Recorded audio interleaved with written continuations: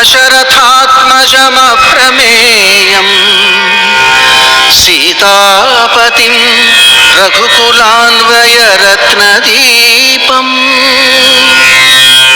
ఆజానుబాహుం అరవిందదళాయతాక్షం రామం నిశాచర వినాశకరం నమామి. వారి ఉపన్యాసం అయిన తర్వాత 10 నిమిషాల పాటు మనకి ఏదన్నా సందేహాలు లేకుండా వారిని ప్రశ్నల వరకు వారు క్లారిఫై చేస్తారు. ఇప్పుడు మన విశిష్ట అతిథి ప్రశాంత్ వేదిక మీద ఆహ్వానిస్తారు.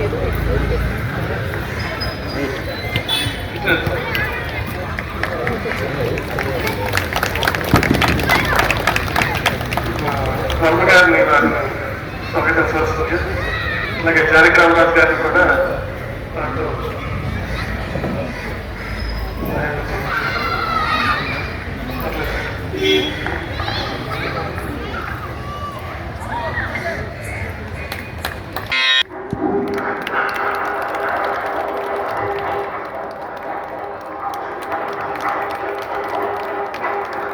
శ్రీరామనవమి సందర్భంగా మన యొక్క పాటకు వచ్చినటువంటి విశిష్ట అతిథి ప్రధాన ప్రవచనకారులు శ్రీ దువ్వూరి సత్యనారాయణ గారు. వారు బాల్యం నుంచి స్వయంసేవకులు, అంతేకాదు దాదాపు 55 సంవత్సరాలు మన బీవీకే కాలేజెస్ సంఘ సంస్థల్లో పనిచేసినటువంటి విశేషమైన అనుభవం ఉన్నారు. వారు 17 సంవత్సరాల కిందటే బీవీకే డిగ్రీ కాలేజెస్కి సూపరింటెండెంట్గా పనిచేసి రిటైర్ అయ్యున్నారు. ప్రస్తుతం విశ్రాంత ఆచార్యులుగా ఉన్నారు.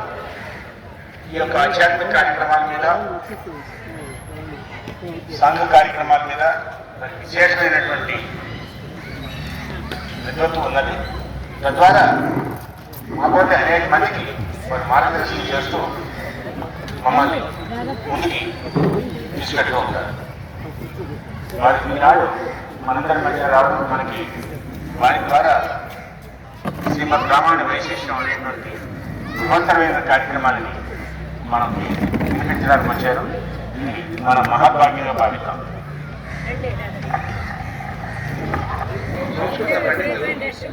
భారతీయ విద్యాకేంద్రంలో దాదాపు 2 దశాబ్దాల పాటు పనిచేసిన తర్వాత చైతన్య నారాయణ సంస్థలో సంస్కృతాచార్యులుగా పనిచేస్తున్నారు. వారి గాంధీ అనుభవం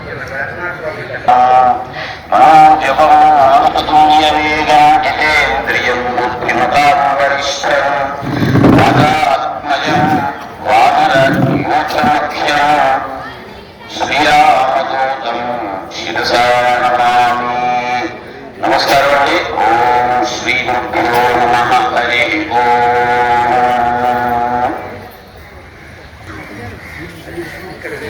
దాదాపు 30 ఏళ్ళ జనకునకు విషం విడిన సాగరతో యములన్నీయు నేలపాలు చేయుదునందు కరము ఎత్తిన గౌరీజూతి వద్దురా సమయ సురేంద్రు ధాటికట దాగిన మామను బయట వైతువాయన కరమ్ము దీసిన గజానను గొల్తు అభీష్ట సిద్ధికిన్ వీణా పుస్తక పాణివై హరిశిలావేదీ భవద్వేదివై మాణిక్యోన్నత పుంజరంజితల సన్మంజు ప్రభాద్రోణివై స్థాను బ్రహ్మ హరీంద్ర ముఖ్య హృదయాంత వాణివై వాణి కళ్యాణి నారసనాగ్రమందు నిలుమే వ్యాసంగ కాలంబునన్. భక్తమానసులారా, వాస్తవానికి నేను చేసేది ప్రవచనం కాదు, ఉపన్యాసం. అయితే ఈ సందర్భం బట్టి ఆధ్యాత్మిక విషయం కాబట్టి దానికి ప్రవచనం అని చెప్పి తప్పులేదు. కానీ నేను చేసేది మాత్రం ఉపన్యాసం. మొదట పద్యం ఒకటి చెప్పారు, అది మీరందరూ గమనించుంటారు. జనకునకు విషం పెడి. ఇది ఒక కవి చమత్కారంగా రాసినటువంటి పద్యం. వినాయకుడిని ప్రార్థిస్తున్నాడు ఆయన. ఏమని? మా నాన్నగారికి విషం ఇచ్చినటువంటి జనకులకు విషం పెడేది. ఎవరిచ్చారు విషం? నుంచి వచ్చిన విషయం శివగుడికి సముద్రంలో నుంచి వచ్చింది హాలాహలం. అంచేత మా తండ్రి గారు అయినటువంటి శివునికి హాలాహలాన్ని ఇచ్చినటువంటి నేను ఇలా ఉండను, నేను ఎండగట్టేస్తాను, అంచేత నీలో ఉన్న నీళ్ళని తీసేస్తే ఎండిపోతాం అని చెప్పి ఆయన కరము అంటే తొండము రకం ఏడు తొండని కూడా మనకు కరము అంటే చెయ్యి అది ఎత్తాడు. ఎత్తగానే వాళ్ళ అమ్మగారు పార్వతీదేవి ఉంది, వద్దురా వద్దురా నాన్న అలాంటి పని చేయకు, ఎందుకంటే ఇంద్రుడికి భయపడినటువంటి మీ మేనమామ లోపల దాక్కుని ఉన్నాడు, అంటే మైనాపు. నువ్వు కానీ నీళ్ళని ఎండబెట్టేసావనుకో ఆయన బయటపెట్టుకుంటాడు. బయటపెట్టుకుంటే ఇంద్రుడు మళ్ళీ వంజరాజును పట్టుకుని వచ్చేస్తాడు. మేనమావకి ఇబ్బంది రా, అలాగా మేనమావకి ఇబ్బంది కలగకూడదు, మేనమావ అనేటటువంటి ఆయన మేనమావుని చాలా ప్రేమగా చూసుకుంటాడు కాబట్టి ఆ గౌరవం ఉంటున్నాడు అని చెప్పి ఆయన చెయ్యి వెనక్కి తీసుకున్నటువంటి ఆ గణేశుడికి ముందు నమస్కారం చేశారు. మామూలుగా కొల్లమునే కదంతము ఆ పద్యంతో చెప్పచ్చు. ఇది ఒక కవి యొక్క చమత్కారం కాబట్టి మీకు పని చేశాను అంతకన్నా మరి. రెండోది సరస్వతీదేవి వీణా పుస్తక పండుగ. ఆవిడని ప్రార్థిస్తూ ఏమన్నానంటే ఏమన్నారు, మంచి మాటలు చెప్తుంది, సరైన మాటలు రాకపోతే ప్రావీణ ఉందే అని ఆవిడ మంచి వస్తే నాన్న పెట్టింది. రామాయణ వైశిష్ట్యము అంటే మన రామాయణ కథని మొత్తం చెప్పుకోవట్లేదు, రామాయణ యొక్క రచనా విధానం, దాంట్లో ఉండేటటువంటి విషయాలు మనకున్న కాలంలో ఎంత సరిపోతుందో అంతవరకు మనం చెప్పుకుంటాం. ఇందులో చాలా విషయాలు నేను వదిలించి ఉండవచ్చు, లేకపోతే చరవణమైనటువంటివి అయితే అయినట్టు కాక, కానీ ఒక పరిమితమైనటువంటి సమయంలో చెప్పగలిగినటువంటి ఒక పరిమితమైనటువంటి విషయాన్ని మీ ముందు చూస్తాను. దీనికి ముందు మిమ్మల్ని ఒక ప్రశ్న వేస్తాను, జవాబు చెప్పండి. నా మాట స్పష్టంగా వస్తున్నదా లేదా? అంటే కొంత సమస్య ఏమైనా వచ్చిందేమో నాకు అంత దీంట్లో వాళ్ళు 1-2 ఊడిపోయాయి కదా, ఏమైనా కొత్త మాట ఏమైనా వస్తున్నాయా తెలుసుకుని నిజమే ఎక్కడైనా ఎవరైనా చూసి వెళ్ళకూడదని నిర్ణయం చేసి వాళ్ళు అలాంటి నేను ఉంటే చెప్పండి. నాకు నారాయణరావు గారి వాటిని లాంటి వాటిని నిర్మోహమాటంగా నేను రానుకోవు అని చెప్పేస్తాను అనమాట. ఇప్పుడు స్పష్టంగానే ఉందని నాకు అనిపిస్తున్నాను.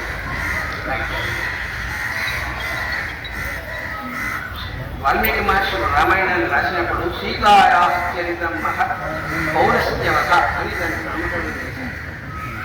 శ్రీమద్ రామాయణం అని ఉండేది, సీతాయాశ్చరితం ఇది పౌరస్త్యవత ఇది రామాయణం, సీతమ్మ వారి యొక్క చరిత్ర అని చెప్పి వారు ప్రస్తావించారు.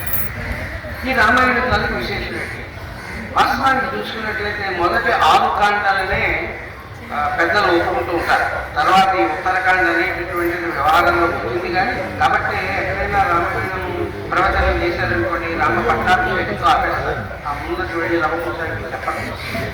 కొంతమంది ఏమంటారంటే అది వాల్మీకి మహర్షి రాసినదే అంటారు, కానీ చాలా మంది పరిశోధన చేసి ఈ మధ్య కాలంలో ఉదాహరణకు తెలియపట్టినట్టు వాళ్ళు కొంతమంది, లేకపోతే కోలమైన మలయ వాసి ఆంధ్ర యూనివర్సిటీలో ఇలాంటి వాళ్ళందరూ పరిశోధన చేసి కొంత ప్రక్షిప్తం ఉన్నారు. తెలియపాటి వారైతే మొత్తం ఉత్తరాయణ చరిత్ర మొత్తం ప్రక్షిప్తమైనది. కాబట్టి ప్రాచీన కాలం చాలా కాలం నుంచి కూడా రామాయణం అంటే శ్రీరాముల వారి పట్టాభిషేకంతో అయిపోతుంది. ఈ చిన్నప్పుడు హరికథలు విన్నప్పుడు కానీ ఏం కానీ అలాగే జరుగుతుంది. అయితే ఇంతవరకు ఉండేటటువంటి ఎన్ని కాండాలు అంటే 6 కాండాలు, ఉత్తరకాండ 7. ఈ 6 కాండాల్లో మరి వాల్మీకి మహర్షుల గారికి 3 అంటే ఇష్టమేమో, వాటిని 2 భాగాలు చేస్తే 3 కాండాలు వస్తాయి. బాలకాండ, అయోధ్యకాండ, తర్వాత వచ్చేది అరణ్యకాండ, తర్వాత వచ్చేటటువంటి కిష్కింధకాండ, సుందరకాండ, యుద్ధకాండ. ఇందులో మనకు కనిపించేది రామాయణంలో ప్రధానంగా 2 పాత్రధారులు కనిపిస్తారు. ఇందులో మీకు చెప్పండి, ప్రవచనం కాదు ఉపన్యాసం, విశ్లేషణ పూర్వకంగా మీ ముందు మనం చేశాను. ఎవరా ఇద్దరు? ఒకరు కథానాయకుడైనటువంటి శ్రీరామచంద్రుడు, 2 ఆయన యొక్క సేవా తత్పరుడైనటువంటి హనుమ. నేను భక్తాగ్రేసుడు అని అనలేదు, గుర్తుపెట్టుకోండి. సేవా తత్పరుడు అంటే బంటు అని అన్నాను, రామ బంటు అన్నాను, రామ భక్తుడు అన్నాను. కారణం ఏంటంటే మొత్తం వాల్మీకి రామాయణం వారు కూడా క్షుణ్ణంగా చదివారు. వాల్మీకి రామాయణంలో ఉండేటటువంటి ఈ 6 కాండలలో అంటే కిష్కింధకాండలో హనుమ ప్రవేశం చేస్తారు. అక్కడి నుంచి ఎక్కడ హనుమ రాముల వారి అరణ్య కిష్కింధకాండ తర్వాత సుందరకాండ. కిష్కింధకాండలో ఎక్కువగా హనుమే, సుందరకాండ మొత్తము హనుమంతుడే. యుద్ధకాండలో హనుమంతుని యొక్క విశ్వరూపం అంతా మనకు కనిపిస్తుంది, హనుమంతుడు చేసినవన్నీ కూడా. సంజీవని పర్వతాలు తీసుకురావడం అనేకమైనటువంటివన్నీ కూడా యుద్ధకాండగా ఉంటాయి. సుందరకాండ మొత్తం అంతా మనకు తెలిసి జరిగినటువంటిదంతా కూడా దాదాపు 36 గంటలు జరిగింది. సుందరకాండ అంతా కూడా 36 గంటలు. ఇవాళ బయలుదేరారు, రేపు వెళ్ళారు, మళ్ళీ రేపు సాయంత్రానికి వచ్చేసారు. 36-40 గంటల మధ్యలోనే జరిగిన సుందరకాండ. దీనికి అంతటికీ ఒక తాండ కేటాయించారు మహర్షి వాల్మీకి. మొత్తం రాముడికి మొత్తం 3 కాండలు ఇస్తే సుందరకాండ ఒకదానికి, సుందరకాండ ఒకటి కేవలం ఆ సముద్రోల్లంఘనము తిరిగి రావడం కేటాయించారు. సరే, తర్వాత కౌసల్య, సుమిత్ర, కైకేయి. అలాగే రామాయణం మొత్తం మీద ముగ్గురు సోదరులు, ఇద్దరు జత సోదరులు, ముగ్గురు తప్పులు మనకు కనిపిస్తారు. వాళ్ళు ఎవరెవరు? రావణ కుంభకర్ణులు, వాలి సుగ్రీవులు, రావణ లక్ష్మణులు. వాళ్ళ గురించి కూడా మనం తెలుసుకోవాలి. ముగ్గురు పతివ్రతలు కనిపిస్తారు. మండోదరి, తార, మండోదరి, సీతమ్మవారు. ఈ ముగ్గురు గురించి విశ్లేషణ చేసుకుంటాం. ముగ్గురు తల్లుల గురించి విశ్లేషణ చేసుకుంటాం. ఈ ముగ్గురు అన్నదమ్ములు ఏ విధంగా ఉన్నారనేటటువంటి దాని గురించి విశ్లేషణ చేసుకుంటాం. ఆ విధంగా ఇవాళ కార్యక్రమాన్ని నేను మీ ముందు ప్రస్తావిస్తున్నాను. దీంట్లోనే చాలా పెద్ద రామాయణానికి సంబంధించిన వస్తాయి.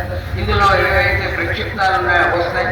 చివరిలో ఒక 5-10 నిమిషాలు ఉన్న తర్వాత రామాయణంలో మీకేమైనా నేను చెప్పిన వాటిలో కానీ మీకు ప్రచురితంలో ఉండేటటువంటి వాటిని బట్టి మనకి సందేహాలు వస్తే అడగండి, నాకు తెలిస్తే చెప్తూ అయితే ఇందులో ముందు తల్లుల గురించి తెలుసుకున్నాం. కౌసల్య, సుమిత్ర, కైకేయి ముగ్గురు రాజమాతలు. దశరథుడు చక్రవర్తి. దశరథుడికి ఈ ముగ్గురు పట్ట మహిషులు. అంటే ఇంకా భార్యలు ఉన్నారన్న విషయం మనం గుర్తుపెట్టుకోండి. 330 నుంచి 360 వరకు సంఖ్య చెప్తున్నారు. 330 అని చెప్పి మన యొక్క రామాయణంలో తెలియదు. 300కి పైగా దశరథ మహారాజు భార్యలు ఉన్నారు. ముగ్గురు పట్ట మహిషులు. అయితే తప్పు లేదు. కారణం ఏంటంటే ఆ కాలంలో దక్షిణ నాయకత్వం అని చెప్పి ఒక దశరథుడికే కాదు, ఆనాడు పరిపాలించేటటువంటి రాజులు, చక్రవర్తులు వాళ్ళు వివిధ కారణాల వల్ల, రాజకీయ కారణాల వల్ల, సంతాన అపేక్ష వల్ల కావచ్చు, అనేక మందిని వివాహం చేసుకోవడం అనేది తప్పు. అది ధర్మబద్ధము, శాస్త్రబద్ధము. ఆ కాలానికి సంబంధించి దాదాపు మనం కాలగణన కానీ చేసినట్లయితే కలియుగం 4,32,000 సంవత్సరాలు, ద్వాపరయుగం 8,64,000 సంవత్సరాలు. అంతకుముందు వచ్చినటువంటి త్రేతాయుగం అంటే శ్రీరామచంద్రుడి యొక్క కాలం చూసినట్లయితే 12,96,000 సంవత్సరాలు. మరొక 4,32,000 సంవత్సరాలు వస్తే దాదాపు 17 లక్షల పైగా కృతయుగము వస్తుందన్నమాట. కాబట్టి ఒక 12 లక్షల సంవత్సరాల క్రితం సమాజ జీవన విధానంలో చక్రవర్తులు పరిపాలించేటటువంటి వాళ్ళలో బహుభాగ్యత్వం ఉండడం అనేటటువంటిది పరిపాటి. కానీ శ్రీరామచంద్రుడు ఎందుకు గొప్పవాడయ్యాడంటే ఆ పరిపాటి నుంచి పద్ధతి వచ్చి తప్పించాడు. ఏకపత్ని వ్రతము అనేటటువంటి దాన్ని తీసుకుంటే అందుకు మనకి ఆయన ఆరాధన దైవం. ఆ తర్వాత కాలంలో బహుభార్యత్వం ఉంది, అప్పటికీ ఉంది. ఇప్పుడు కాకపోతే చట్టబద్ధం కాదు కాబట్టి వేరే పద్ధతుల్లో ఇప్పుడు ఉండదు, వేరే సంగతి. కానీ బహుభార్యత్వం అనేటటువంటిది అంగీకరింపబడినటువంటి కాలంలో, అవకాశం ఉన్న కాలంలో దానిని కాదని ఒక సరి అయినటువంటి మార్గాన్ని సమాజానికి అందించినటువంటి వాడు శ్రీరామచంద్ర ప్రభు. సరే, కౌసల్యాదేవి ఆవిడ తల్లి. అంటే మీకు కథని వరుసగా వెళ్ళదు, ఎక్కడెక్కడ వాడి గురించి వస్తుంది. శ్రీరామచంద్రుడు వారికి పట్టాభిషేకం ఉన్న వార్త తెలిసిన వెంటనే ఆవిడ బాగా సంతోషించారు. ఆనందంతో ఉబ్బి తప్పిపోయి ఇన్నాళ్ళకి నా నోముల పంట అయినటువంటి శ్రీరామచంద్ర ప్రభు సింహాసనానికి ఎక్కుతున్నాడు. సవతి అయినటువంటి కైకేయి యొక్క సూటిపోటి మాటలు భరించడం అనేటటువంటిది కొంత తప్పవచ్చు, ఎందుకంటే నా కొడుకు సింహాసనం ఎక్కుతాడు కాబట్టి. కారణం ఏంటంటే కాబట్టి ఆవిడ కూడా కొద్దిగా గర్భం ఉండేది అని ఒక అనుమానం ఉంటుంది, సవతిగా ఉంటుంది. కాబట్టి ఇక మీద నేను రాజమాతగా వెళుతూ ఉంటాను అనేటటువంటి ఆనందంతో ఆవిడ. కానీ వాడు మొన్ననే వచ్చి లేదు నేను అడవులకు వెళ్ళిపోతున్నాను అన్నాడు శ్రీరామచంద్రుడు. అన్నప్పుడు ఒక కన్న తల్లి యొక్క ఆలోచన ఎలా ఉంది? ఆ విధంగానే ఒక సామాన్యమైనటువంటి తల్లి, ఒక సాధారణమైనటువంటి తల్లి తన యొక్క కొడుకు యొక్క కష్ట సుఖాలప్పుడు ఏ విధంగా ప్రతిస్పందిస్తుందో, భావాన్ని ప్రకటన చేస్తుందో, స్పందిస్తుందో మనం కౌసల్యంలో చూస్తాం. అంతకన్నా విశేషమైనటువంటి లక్షణాలు ఆవిడకి ఏమీ లేవు. ఒక సామాన్యమైనటువంటి మనందరం ఎలాగో అప్పుడు కూడా ఆవిడ అలాగే ఉండదు. కాబట్టి ఎప్పుడైతే ఇతను అడవులకు వెళ్ళిపోతాడు అని అన్నారో చాలా రోధిస్తుంది. వెళ్ళొద్దని చెప్తాను, ధిక్కరించమని చెప్తాను. లేదు నన్ను కూడా నీతో పాటు తీసుకెళ్ళిపో, నేను ఇక్కడ ఉండలేదు అని కూడా అంటున్నాను. ఈ రకమైనటువంటి అనేకమైనటువంటి ఒత్తిడులు తల్లి ద్వారా వచ్చినప్పటికీ శ్రీరాముడు స్థితప్రజ్ఞుడై తన మాట తప్పకుండా, తన మాట కాదు తండ్రి మాట నిలబెట్టడం కోసం అని చెప్పి నిలబడ్డాడు. తల్లిని సముదాయించాడు, ఉజ్జగించాడు, అర్థమయ్యేటట్టు చెప్పాడు, ఓదార్చాడు, ఆవిడ చేత అంగీకరింపజేశాడు. అక్కడికి అంగీకరిస్తున్నారు.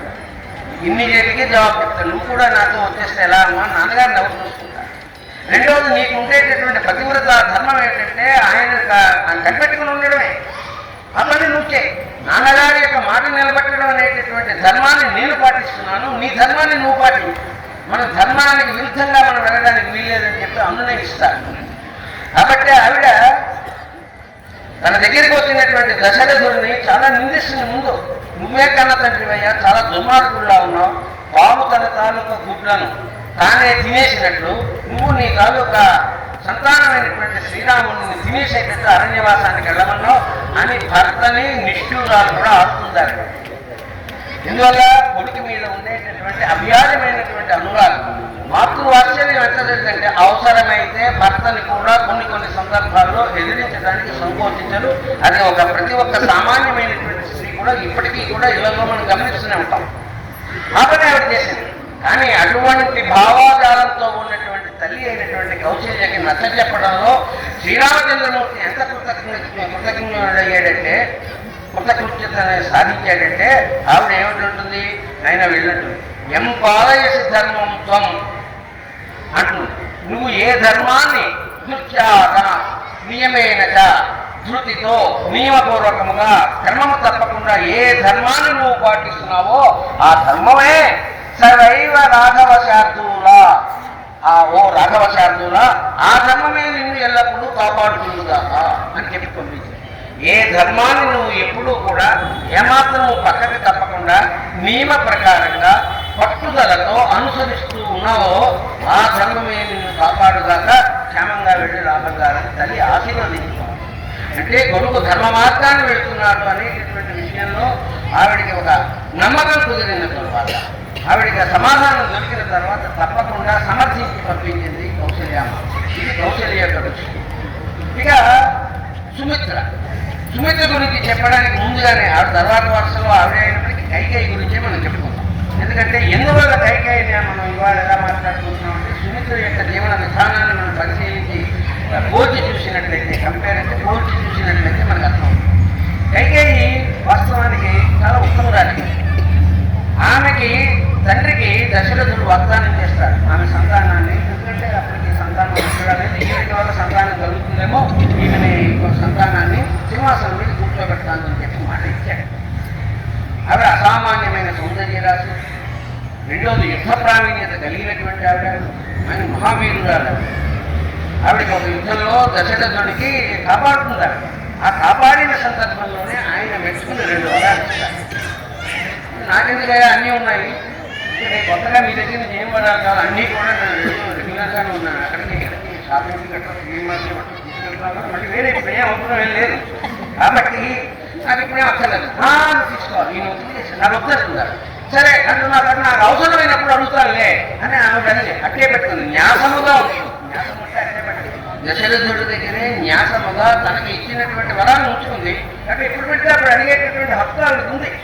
కాబట్టి ఆవిడ 2 వరాలు కోరడం ఏ సమయంలో కోరడంలోనూ మామూలుగా చూస్తే తప్పు కాదు. ఎందుకంటే నియమన ప్రకారంగా వెళ్ళింది. భర్త వరం ఇచ్చాడు, తను ఎప్పుడు కావాలంటే అప్పుడు కాబట్టి అప్పుడు తీసుకోలేదు. అలాగే ఉంది. సంతానం కలిగిన తర్వాత శ్రీరామచంద్రుడు ఎక్కువగా కైకేయి దగ్గరే ఉండేవాడు.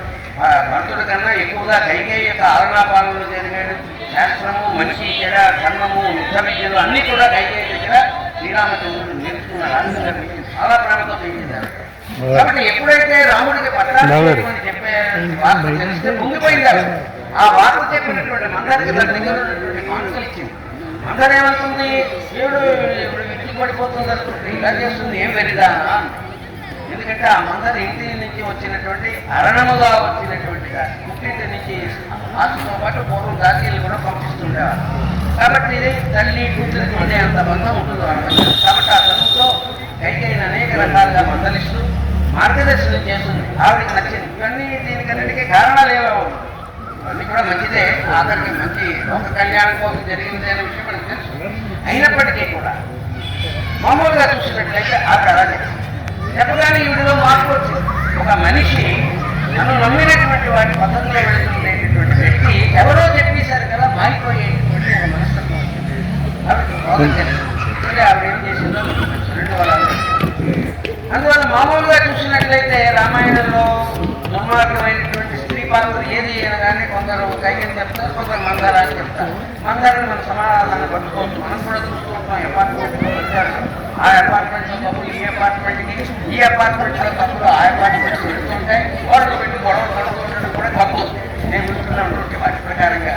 కాబట్టి ఎప్పుడైనా అంటే తప్పు లేదు, వాళ్ళ ప్రకారం వాళ్ళు చేస్తుంటారు, మంది జరగాలి కాబట్టి. ఇచ్చిన మాట ప్రకారంగా ఆయన ఒప్పుడు వెళ్తే సీతా మహాసాగర్ ఆవిడ వెళ్ళారంటే భర్తను అడ్డుపెట్టుకుని నేను ఉంటాను అనేటువంటి 6 కారణాలు ఆవిడ ఏం చెప్పారో తర్వాత ఆవిడ వెళ్ళారు. లక్ష్మణుడు కూడా బయలుదేరాడు. లక్ష్మణుడికి ఏమిటని లక్ష్మణుడు ఎక్కడ ఈ మొత్తం దీంట్లో లక్ష్మణుడికి భాష ఏమీ లేదు. ఎందుకు లక్ష్మణుడు బయలుదేరారు? ఇక్కడ బయలుదేరారు.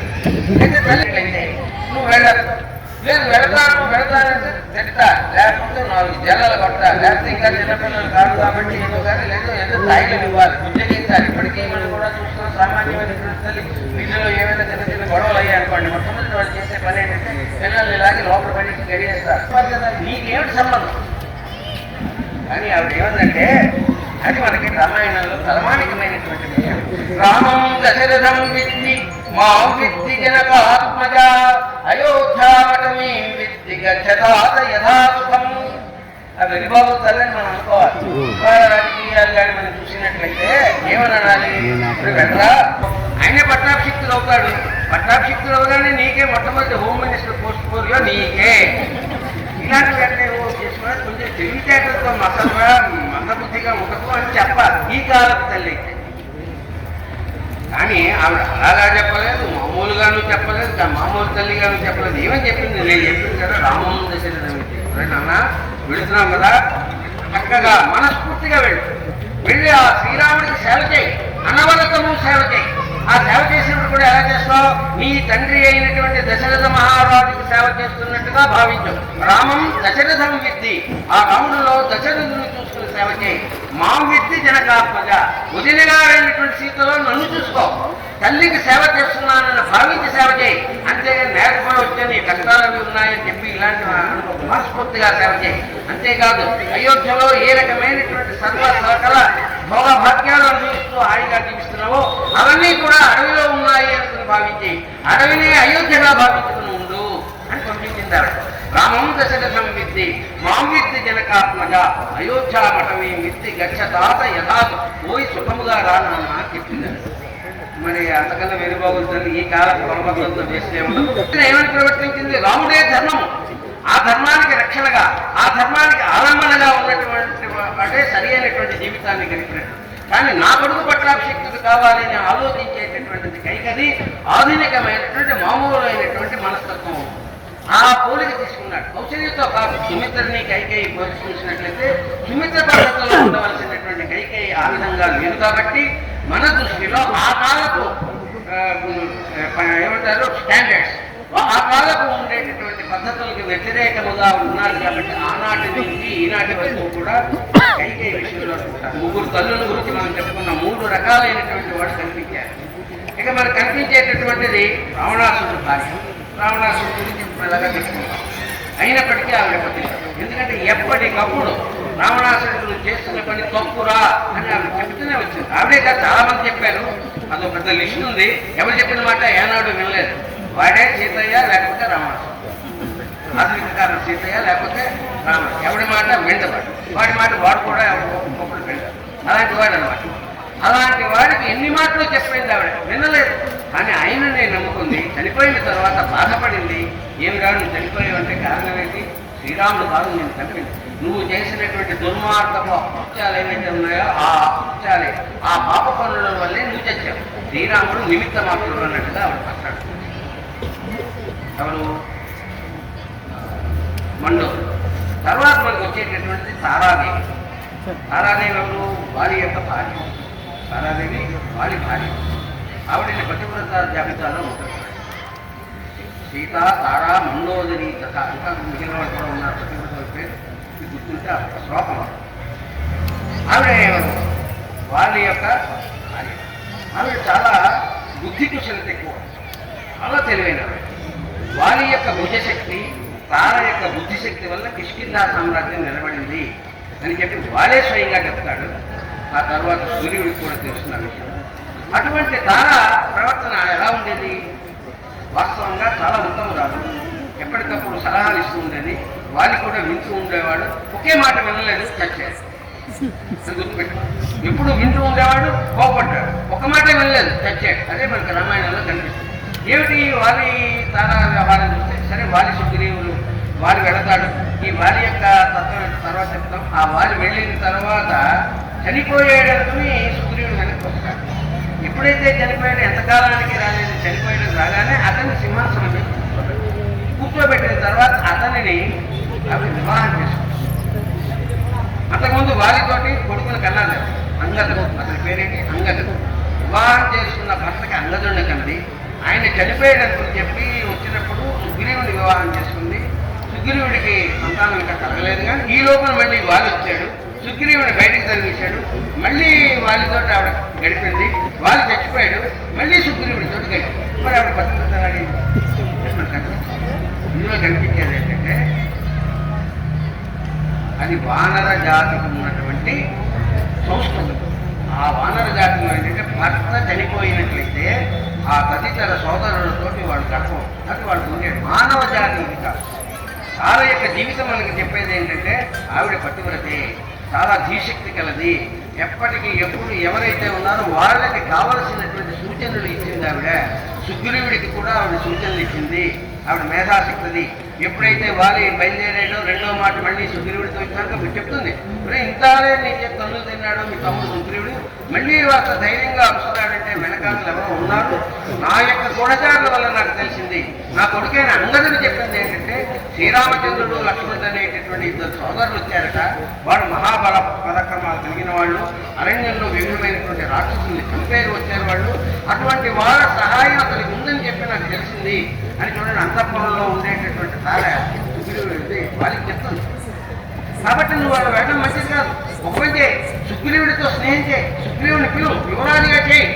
ఎప్పుడైతే సుగ్రీవుడిని పిలిచి నువ్వు యువరాజుగా చేసావు, శ్రీరాముడు నీకు స్నేహితుడు అవుతాడు. అయినప్పుడు నువ్వు మనకి నిష్కంటకంగా ఈ కిష్కింధా రాజ్యాన్ని ఏలవచ్చు అని చక్కటి రాజకీయ చతురతతో ఆవిడ భర్తకి ఇవ్వవలసిన సమయంలో సలహాలు ఇచ్చింది ఉత్తమరాజు. ఆయన పడిచెవిని పెట్టాడు, అని అయిపోయింది. ఆ తర్వాత ఏమవుతుంది, వాళ్ళు చనిపోగానే ఆవిడ వస్తుంది. రోజు గుండెలు బాదుకుంటూ వస్తుంది. శ్రీరామచంద్రుడు వారు వాళ్ళు అలా చనిపోయిన వెంటనే ఆయన మామూలుగా ధనుసు పట్టుకుని అలాగా నిలబడి ఉన్నారు. దాని మీద ఒక చెయ్యి ఆంచి ఇలా చూస్తున్నారు. ఆయనకి ఏదో వాలి తన బాణానికి పడిపోవడం పెద్ద ఆశ్చర్యం కాదు. ఎందుకంటే విరాధుడిని కబంధుడిని అంత పూర్వమే చంపాడు ఆయన. కాబట్టి వారిని చంపడానికి ఆయన పడిపోవడం ఆయనకేం ఆశ్చర్యం కలగలేదు. మిగిలిన సైనికులందరూ లేకపోతే వానరులు ఏడవడం ఆయనకు ఆశ్చర్యం కాదు. కానీ ఒక అంతఃపుర స్త్రీ ఆ విధంగా బోరుమని ఏడుస్తూ వచ్చి గుండెలు బాధపడుతూ ఏడుస్తుంటే ఆయన విచిత్రంగా ఒక అనుభవం లేదు కాబట్టి అలా చూస్తూ వచ్చాడు.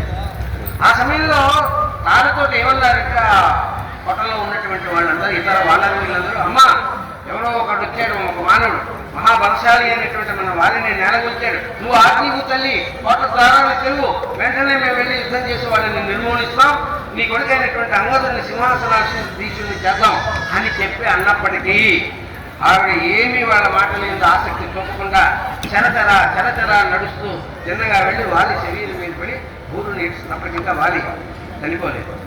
ఏడుస్తుంది. తర్వాత ప్రాణాలు వదులుతాడు. ఇది ఆయనకు ఆశ్చర్యం కనిపిస్తుంది. కాబట్టి అందువల్ల అలా నిశ్చేష్టులై చూస్తూ ఉంటాడు. ఇలా అంతఃపుర స్త్రీలు బయటకు వచ్చి ఏడవడం అనేది ఆయన అందువల్ల కాసేపు నిశ్చేష్టులై ఉన్నట్టుగా కనిపిస్తాడు.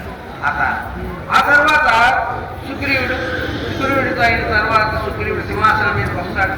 వచ్చిన తర్వాత సీతాన్వేషణకి ఆయన ప్రయత్నం చేస్తున్నట్టుగా కనపడదు. ఎందుకంటే వర్ష ఋతువు కూడా దాటిపోతున్నది, రాలేదు అని శ్రీరాముడి కోపం వస్తుంది. రామచంద్ర గారికి కోపం వచ్చి లక్ష్మణుడితో చెప్తాడు, ఇతరేదో అశ్రద్ధ చేస్తున్నాడు.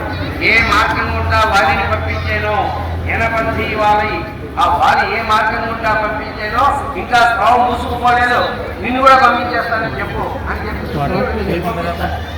కోపంతో వెళ్తాడు లక్ష్మణుడు. ఆయన చెప్పకపోయిన కోపంగా ఉంటాడు. ఇంకా కాబట్టి ఆ కోపాగ్ని చూసి వానర వీరి చక్ర మీద పట్టు మీద పడిపోయేటప్పుడు కూడా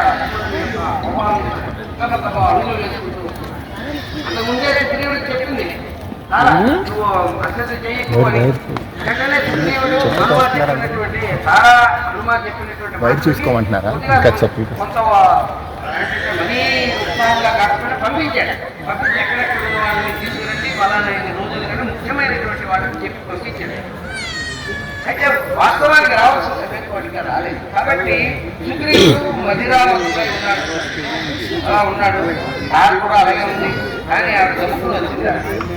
ఆవిడ వస్తున్నప్పుడు ఆవిడ అంత దూరంలో చూసినటువంటి లక్ష్మణుడు ఇలా తల ఉంచాడు.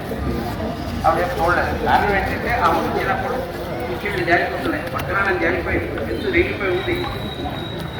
తల ఉంటుంది నిలబట్టాడు. ఆవిడ అందుకుంది వచ్చి ఎంత బాగా మాట్లాడుతుందంటే అటువంటి భక్తుల్లో కూడా ఆవిడ సమర్థవంతంగా మాట్లాడగలిగినటువంటి ఈ శక్తి అంటారు. అది ఉపయోగాలు. ఆవిడ ఇక్ష్వాకువంశానికి చెందినటువంటి మహానుభావ, నీ సంస్కారానికి దోహాలు. మొట్టమొదటి బాగా నీ సంస్కారానికి దోహాలు ఏమిటి? నరస్త్రీని నరలోకి రాకూడదు, చూడకూడదు అనేటటువంటి మీ ఇక్ష్వాకు మర్యాదను నేను అనుకుంటున్నాను. నువ్వు అక్కడే ఉండిపోతుంది. మీ సుగ్రీవుడు మీ స్నేహితుడు, పర్వాలేదు రా అంటే స్నేహితుడు అనే పదం మళ్ళీ వేసింది. అంటే నువ్వు కోపగించుకోవద్దు అనేది అక్కడే వేసుకుంటావు. ఈ సుగ్రీవుడు స్నేహితుడు కాబట్టి మీకేమి ఈ కాకపోతే నువ్వు ఇప్పుడు దేని వల్ల ఈ ధనుష్ఠంకారం చేసి ఇంత కోపంగా కనిపిస్తున్నావో నాకు అర్థమైంది. కానీ ఆయన నిర్దోషం, ఇప్పటికే కొంత కబుర్లు పెట్టాడు. కాకపోతే ఏంటంటే కొన్ని విలాసాల్లో ఉన్నాడు. కారణం అంటే చాలా కాలం అతనికి రాజ్యలక్ష్మి భోగం అనుభవించేటటువంటి అవకాశం లేదు. కొండలలో ఉన్నాడు. అన్ని అవకాశాలు ఒక మాట లభించేసరికల్లా అందులోకి వానర జాతులు కదయా మేము, మాలో ఒక స్థిరమైనటువంటిది ఉండదు, బుద్ధి కొంచెం ఎక్కువ. కాబట్టి ఆ రకంగా ప్రవర్తిస్తున్నాడు. నువ్వు కోపగించుకోవచ్చున్నాడు. కానీ మనిషి బుర్ర ఇంత ఆగ్రహోదకుడే ఆదిశేషుడు లేకపోతే శేషుడు నాగు అంటారు కదా, అలా తలలతో వచ్చి ఉన్నటువంటి వాడు ఒక్క మాట గొడవించుకుని ఆ వెనకాలను నడుచుకుంటూ వస్తారు. అది ఆమె యొక్క తీశక్తి. ఆవిడ ఏడుస్తున్నప్పుడు ఏం చేయాలి? వానర వీళ్ళందరికీ కూడా కోపం ఉంది. ఒక పక్కన రాముడిని చూస్తే భయంగా ఉంది. కాబట్టి ఇటు పక్క రాముడిని, అటు పక్కనేమో తారమేమో చూస్తున్నారు. వాడు తార సౌండ్ చేస్తుందా, మనం ఏమైనా ప్రయత్నం చేద్దాం. కానీ ఒక పక్క రాముడిని చూస్తే భయంగా ఉంది. ఎందుకంటే మహావీరుడు 14 లోకాలని గడగడ రాడించినటువంటి దశకంఠుడిని ఓడించినటువంటి వాడు వాలి. అటువంటి వారిని ఒక మామూలు బాణంతో కొట్టి చంపేసేది రాముడు. కాబట్టి వాళ్ళకి భయం కూడా ఉంది. కానీ తారంటే నమ్మకం ఉంది. అంటే తాను యొక్క సూచన సుగ్రీవుని ఆ సమయంలో చేసినట్లయితే ఒక రకమైన విప్లవం రావచ్చు, తిరుగుబాటు రావచ్చు. కాబట్టి అక్కడ మన హనుమ ఉన్నారు కాబట్టి ఆయన జోక్యం చేస్తున్నారు. జోక్యం చేసుకుని అమ్మ ఇలా ఎందుకు విచారిస్తావు అని కొంత వేదాంతమైనటువంటి ధోరణులు చెప్పాడు. ఏమని? నువ్వు తల్లివి, నువ్వు ఎలాగా అయిపోకూడదు, పుట్టినవాడు మరణించడం తప్పదు. ఇవన్నీ లోకంలో ఉండేటటువంటి సామాన్యమైనటువంటి విషయాలు. మహావీరుడు వాలి, ఆయన చనిపోతే ఏమి? ఎక్కువగా నీ ధీశక్తి వల్లనే ఈ కిష్కింధా సామ్రాజ్యం నిలబడి ఉన్నది. వాళ్ళ యొక్క భుజశక్తి లేకపోవచ్చు, కానీ నీ ధీశక్తితో మొత్తం కిష్కింధా రాజ్యాన్ని నడపగలవు నిష్కంటకంగా. కాబట్టి ఇప్పుడు ఏం పోయింది? నీ కొడుకైనటువంటి అంగదుడి సింహాసనాధీశుని చేసేయటాడు. కానీ ఎలా చేస్తారు? ఆ హనుమంతుడికి తెలీదా? మర్చిపోయాడా? హనుమంతుడు మర్చిపోవడం ఉంటుందా? అది కాదు. ఎందుకంటే శ్రీరాముడు హనుమంతుడు ఎదురుగుండానే సుగ్రీవుణ్ణి పట్టాభిషిక్తుని చేస్తాడు. వాళ్ళు చనిపోకముందే వాళ్ళ యొక్క స్నేహ ఒప్పందం జరిగినప్పుడు కిష్కింధకి రాజుగా ప్రకటన చేశాడు. అలాంటప్పుడు అంగదుడు రాజుగా చేసేది అని చెప్పి హనుమాన్ ఎలాగంటారు? అంటే ఆయనకు ఒక విషయం తెలుసు. కాబట్టి ఏ తల్లి అయినా సరే పుత్రుల మీద మమకారాన్ని తొక్కుకో. అక్కడ మనం చూపించవలసింది యథార్థమా అన్నది అలా ఆయన మాట ఇచ్చాడు, అది జరుగుతుందా లేదా ఇవి కాదు. అక్కడ కావలసినటువంటి పద్ధతిలో ముందు ఆవిడని అనునయించాలి. ఇంకో విషయం కూడా నీకు తెలుసు, అది తార మాటల్లోనే వస్తాయి. కాబట్టి నీ కొడుకుని పట్టాభిషిక్తుని చెయ్యనగానే ఆవిడ కొంత తలుచుకుని అంది, నీకు తెలీదా అమ్మా, నాకు ఇంకా వీటి మీద మమకారాలు కనిపిస్తున్నావా? ఈయనతోటే నాకు అన్ని మమకారాలు పోయే. అంతేకాదు మన యొక్క సాంప్రదాయం ప్రకారంగా పిల్లలకి తండ్రి వైపు వాళ్ళంటేనే ఎక్కువ అభిమానం ఉంటుంది.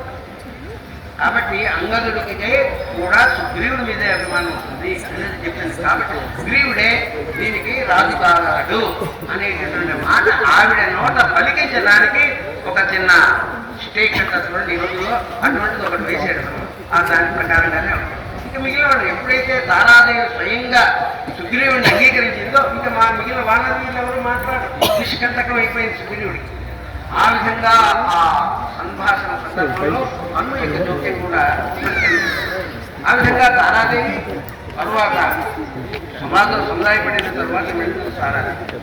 ఈ రకంగా 3 సందర్భాలలో ఒక పక్కన సారా మందోదరి సారా యొక్క జీవన ప్రమాణం అయినప్పటికీ ఆవిడ పతివ్రత ఎందుకైనా అని అంటే అనేక చెప్తున్నాను. వాళ్ళ యొక్క సాంప్రదాయ ప్రకారంగా భర్త తరువాత సోదరుని వివాహం చేసుకోవడం అనేటటువంటి ఒక సాంప్రదాయం ఉన్నది. ఆ జాతిలో వానర జాతి ఇది నరజాతి పాటించవలసినటువంటి సంస్కృతి కాదు అని మనకి వాల్మీకి మహర్షి చెప్పడానికే అది పెట్టారు. అక్కడ నరులు కాదు అనుసరించవలసింది వానరులు. అయినప్పటికీ ఈనాటికి కూడా వానర జాతి సంస్కృతిని పాటిస్తున్న వాళ్ళు మనం చూస్తున్న పెద్ద పెద్ద నగరాలలో అధికారంలో ఉండేటటువంటి వాళ్ళ వెనక మీరు మొత్తం జాగ్రత్తగా పరిశీలించితే ఇది తప్పు ఇది ఒప్పు అని ఆయన స్పష్టంగా ఎక్కడ ఏం చెప్పలేదు. కొన్ని పాత్రలను పరిచయం చేసి మనకు వదిలేశారు. మీరు ఇలా వెళ్తారా, తాళలాగా వెళ్తారా, మండోదరిలాగా వెళ్తారా, సీతమ్మ వారిలాగా వెళ్తారా, కౌశల్యలాగా జీవిస్తారా, సుమిత్రలాగా, కైకేయిలాగా, ఇలాగ కొన్ని జీవితాల్ని మన ముందు ఉంచి మనల్ని వాయిస్ మనం ఎలా జీవించాలనుకుంటే మనం అందులో నుంచి ఎంచుకోవడం. కానీ ఆయన నిర్దేశించలేదు. మొత్తం రామాయణం అనేటటువంటిది రాముని యొక్క అయినము ప్రయాణము. శ్రీరాముడు ఏ విధంగా ప్రయాణం చేశాడు అనేది తెలుస్తుంది. కాబట్టి దానికి ఇది రామాయణం చరిత్ర అయినప్పటికీ కూడా రామాయణం అని పేరు కావడానికి కారణం ఏంటంటే మొత్తం అంతా శ్రీరాముల వారి యొక్క చరిత్ర కనిపిస్తున్నారు. కాబట్టి ఇది రామాయణం అని చెప్పి మనం దాన్ని అంగీకరిస్తాం, శ్రీమద్ రామాయణం. ఆ విధంగా తల్లి కనిపిస్తారు. ఇంకా సోదరుల యొక్క జంటలు చూద్దాం. 3 ప్రధానమైనటువంటి కనిపిస్తాయి. రావణ కుంభకర్ణుడు, వానరులైనటువంటి వాలి సుగ్రీవులు, రామలక్ష్మణుడు. ఇందులో రావణ కుంభకర్ణులు చూడండి. ఎందుకు చెప్పామంటే మరో విభీషణుడు కూడా ఉన్నట్టు చూస్తుంది. కానీ ఆయన మొట్టమొదటి ధర్మ మార్గాన్ని వెళ్ళాడు. కైకస్ కుమారుడు రావణుడు, వీళ్ళు 3 కూడా తపస్సు చేశారు బ్రహ్మ గురించి. తపస్సు చేస్తే రావణుడు ఏమడిగాడు, నాకు జనజీవితం కావాలన్నాడు. ఆయన వల్ల కాదని నీకు కావు తప్పదు, అవనే తప్పదు, మరొకటి ఏదైనా కోరుకో అన్నాడు. కోరుకో అంటే ఆయనకి అప్పటికే అహంకారం ఉంది. అన్ని లోకాల్లో యముడిని, కుబేరుడిని, ఇంద్రుడిని అందరినీ ఓడించాడు. ఓడించి వాళ్ళ దగ్గర ఉండేటటువంటివన్నీ ఎత్తుకుని వచ్చేసాడు. బలవంతంగా ఎత్తుకొచ్చేసినటువంటి అత్యంత దుర్మార్గుడు 14 లోకాల్లో ఉండేటటువంటి అందరినీ కూడా పీడించినటువంటి అతి దుర్మార్గుడు ఎవరంటే రావణాసురుడు. అతన్ని రావణ బ్రహ్మాన్ని రామాయణం మొత్తం మీద ఎక్కడా లేదు. పొరపాటును కూడా రావణాసుడు బ్రాహ్మణుడు అనేటటువంటి ఆలోచనలో ఉండకండి. ఒక బ్రాహ్మణుడిగా నేను చెప్తున్నాను. అతడు రావణాసురుడనే అసురుడు, రాక్షసుడే. కాకపోతే విశ్వతో బ్రహ్మ పుట్టినంత మాత్రం అయిపోడు. బ్రాహ్మణుడుగా జీవించలేదు అతడు. వేదాలు నేర్చుకున్నాడు, చదివాడు, సామవేదాన్ని అధ్యయనించాడు, సంగీతం చదువుకున్నటువంటి వాడు. కొంతమటికి వీరుడు కూడా, కొంతమటికి వీరుడు అన్నాడు. మహావీరుడు ఏం కాదు. ఎక్కడెక్కడ ఓడిపోయాడో తర్వాత వస్తుంది. వారికి ఉదాహరణ చెప్పాను. ఆత్మవీర్యాన్ని చేతిలో చౌదరి తింటాడు. అలాగే అన్నీ ఉంటాయి. ఓడిపోయిన వాడే. రాముడి చేతిలో కూడా యుద్ధరంగంలో ఓడిపోయిన వాడే. కాబట్టి అతడు చేసినటువంటివన్నీ అకృత్యాలే. అటువంటి రావణుడు సోదరుడిలో విభీషణుడు ఏమిటి కోరుకుంటున్నాడు, కుంభకర్ణుడు ఏమిటి కోరుకుంటాడు, ఇది గొప్పపోయాడు. కానీ దేవతలందరూ కూడా బ్రహ్మ దగ్గరికి వెళ్ళిపోయారు. వీడు ఇప్పటికే దుర్మార్గుడు, అంత భారీకాయుడు, వీడికి ఏమైనా నువ్వు లేనిపోయిన వరాలు ఇచ్చేస్తే ప్రమాదమయ్యా అని ఆయన దగ్గరికి వెళ్ళి తాతగారి దగ్గరికి మొదలుపెట్టుకుంటే సరస్వతి మాతని చెప్పారు, నువ్వు కొంచెం చూడు తల్లి అని. సరే వాడి ఇంకా ఇందాక నేను మొదటి శ్లోకం చెప్పాను చూడండి. ఎలా ఉంటారు? రావణాసుడు కుంభకర్ణుల్లా ఉంటారా, వాలి సుగ్రీవుల్లా ఉంటారా, రామలక్ష్మణుల్లా ఉంటారా అనేది నిర్ణయించుకోమని సోదరులకి వాల్మీకి మహర్షి రామాయణం ద్వారా తెలియపరిచారు. రాముడు అరణ్యవాసానికి వెళ్తున్నప్పుడు సంబంధం లేకపోయినప్పటికీ బయలుదేరినటువంటి వాడు మనకి ఏం కాదు. అయినా బయలుదేరినప్పుడు మార్గంలో వచ్చేటటువంటి అనేక కటకాలను తొలగించడంలో ఆయన తోడ్పడ్డాడు. అంతేకాదు కొన్ని సందర్భాల్లో రాముడికి మంచి ధైర్యాన్ని, మంచి సూచనల్ని, మంచి మార్గంలో వెళ్ళడానికి కావాల్సిన సలహాలను కూడా లక్ష్మణుడు ఇస్తారు. మనకి ఎక్కడ రాముడు లక్ష్మణుడికి ఏదో చేసినట్టు ఎక్కడా కనిపించదు అంతవరకు కూడా. ఒక సందర్భంలో అయితే ఆయన కోపం వస్తుంది, అమ్మవారు కనబడలేదని మొత్తం లోకాలన్నింటినీ భక్తి పట్టణం చేసేస్తాను ఆయన కాదు బ్రహ్మాస్త్రాన్ని ఆయన దగ్గర ఉండేటటువంటి అస్త్రాన్ని సంధించినప్పుడు ఆయన చెప్తాడు, అన్నయ్య అంత కోపం మంచిది కాదు కదా, నీకు తెలియదే ఉంది, వద్దు కోపం వహించదు. కోపము అనేటటువంటి దాంట్లోంచి మనం పాపం చేస్తాం. కాబట్టి కోపం ఉండకూడదు. కోపము ద్వారా పాపం జరిగేది. ఇలాంటి మాటలే కౌశల్య కూడా అంటుందండి. అంటే మొట్టమొదటి దశరథుడిని నిందించిన తర్వాత పశ్చాత్తాపుడని ఏమిటి పాపము వస్తాయి. కాబట్టి శోకము తగదు అనేటటువంటి అర్థంతో లక్ష్మణుడు కూడా చెప్తాడు, రాముడు ఉపసంహరిస్తాడు. అక్కడ లక్ష్మణుడు ఆ రకమైనటువంటి సలహా అవునండి కాళ్ళు నొప్పెడుతున్నాయి, ఎక్కడ తీసుకుంటున్నాం దొరకలేదు, వేసాయి అన్నాడు అనుకోండి, అయిపోయింది పొద్దున అన్నయ్య అన్నాడు. ఆ వెంటనే తమ్ముడు చెప్పిన మాటలను అంగీకరించాడు. అది రామలక్ష్మణుల మధ్యలో ఉండేటటువంటి పద్ధతి. అన్నయ్య అయినప్పటికీ మార్గం సరిగా లేదన్నప్పుడు సరి అయినటువంటి సలహా ఇచ్చినటువంటి వాడు వీడి చిన్నవాడు కోరుకుని నాకు చెప్పడం అనుకోకుండా వెంటనే అంగీకరించినటువంటి వాడు. అదేవిధంగా అనేక సందర్భాల్లో మనకు కనిపిస్తున్నవాడు. సీతమ్మ వారు గురించి వెతుకుతూ కృష్ణుడి దగ్గర వచ్చినప్పుడు ఆ ఋషిముఖ పర్వతం మీద వీళ్ళిద్దరు అన్నప్పుడు వాళ్ళ వీళ్ళందరూ అంటారు, మీద నుంచి విమానం వెళ్తున్నది, అందులో నుంచి ఆవిడ రామ అంటూ వస్తున్నారు, ఆవిడ పడిసినటువంటి నగరమూట ఇక్కడే ఉంది, ఈ నగరాన్ని చూసి మీరు చెప్పండి ఆవిడ అయి ఉంటాయా కాదా అని ఆ నగరమూటను పెట్టి వానరులు సుగ్రీవులు అక్కడ పెడతారు.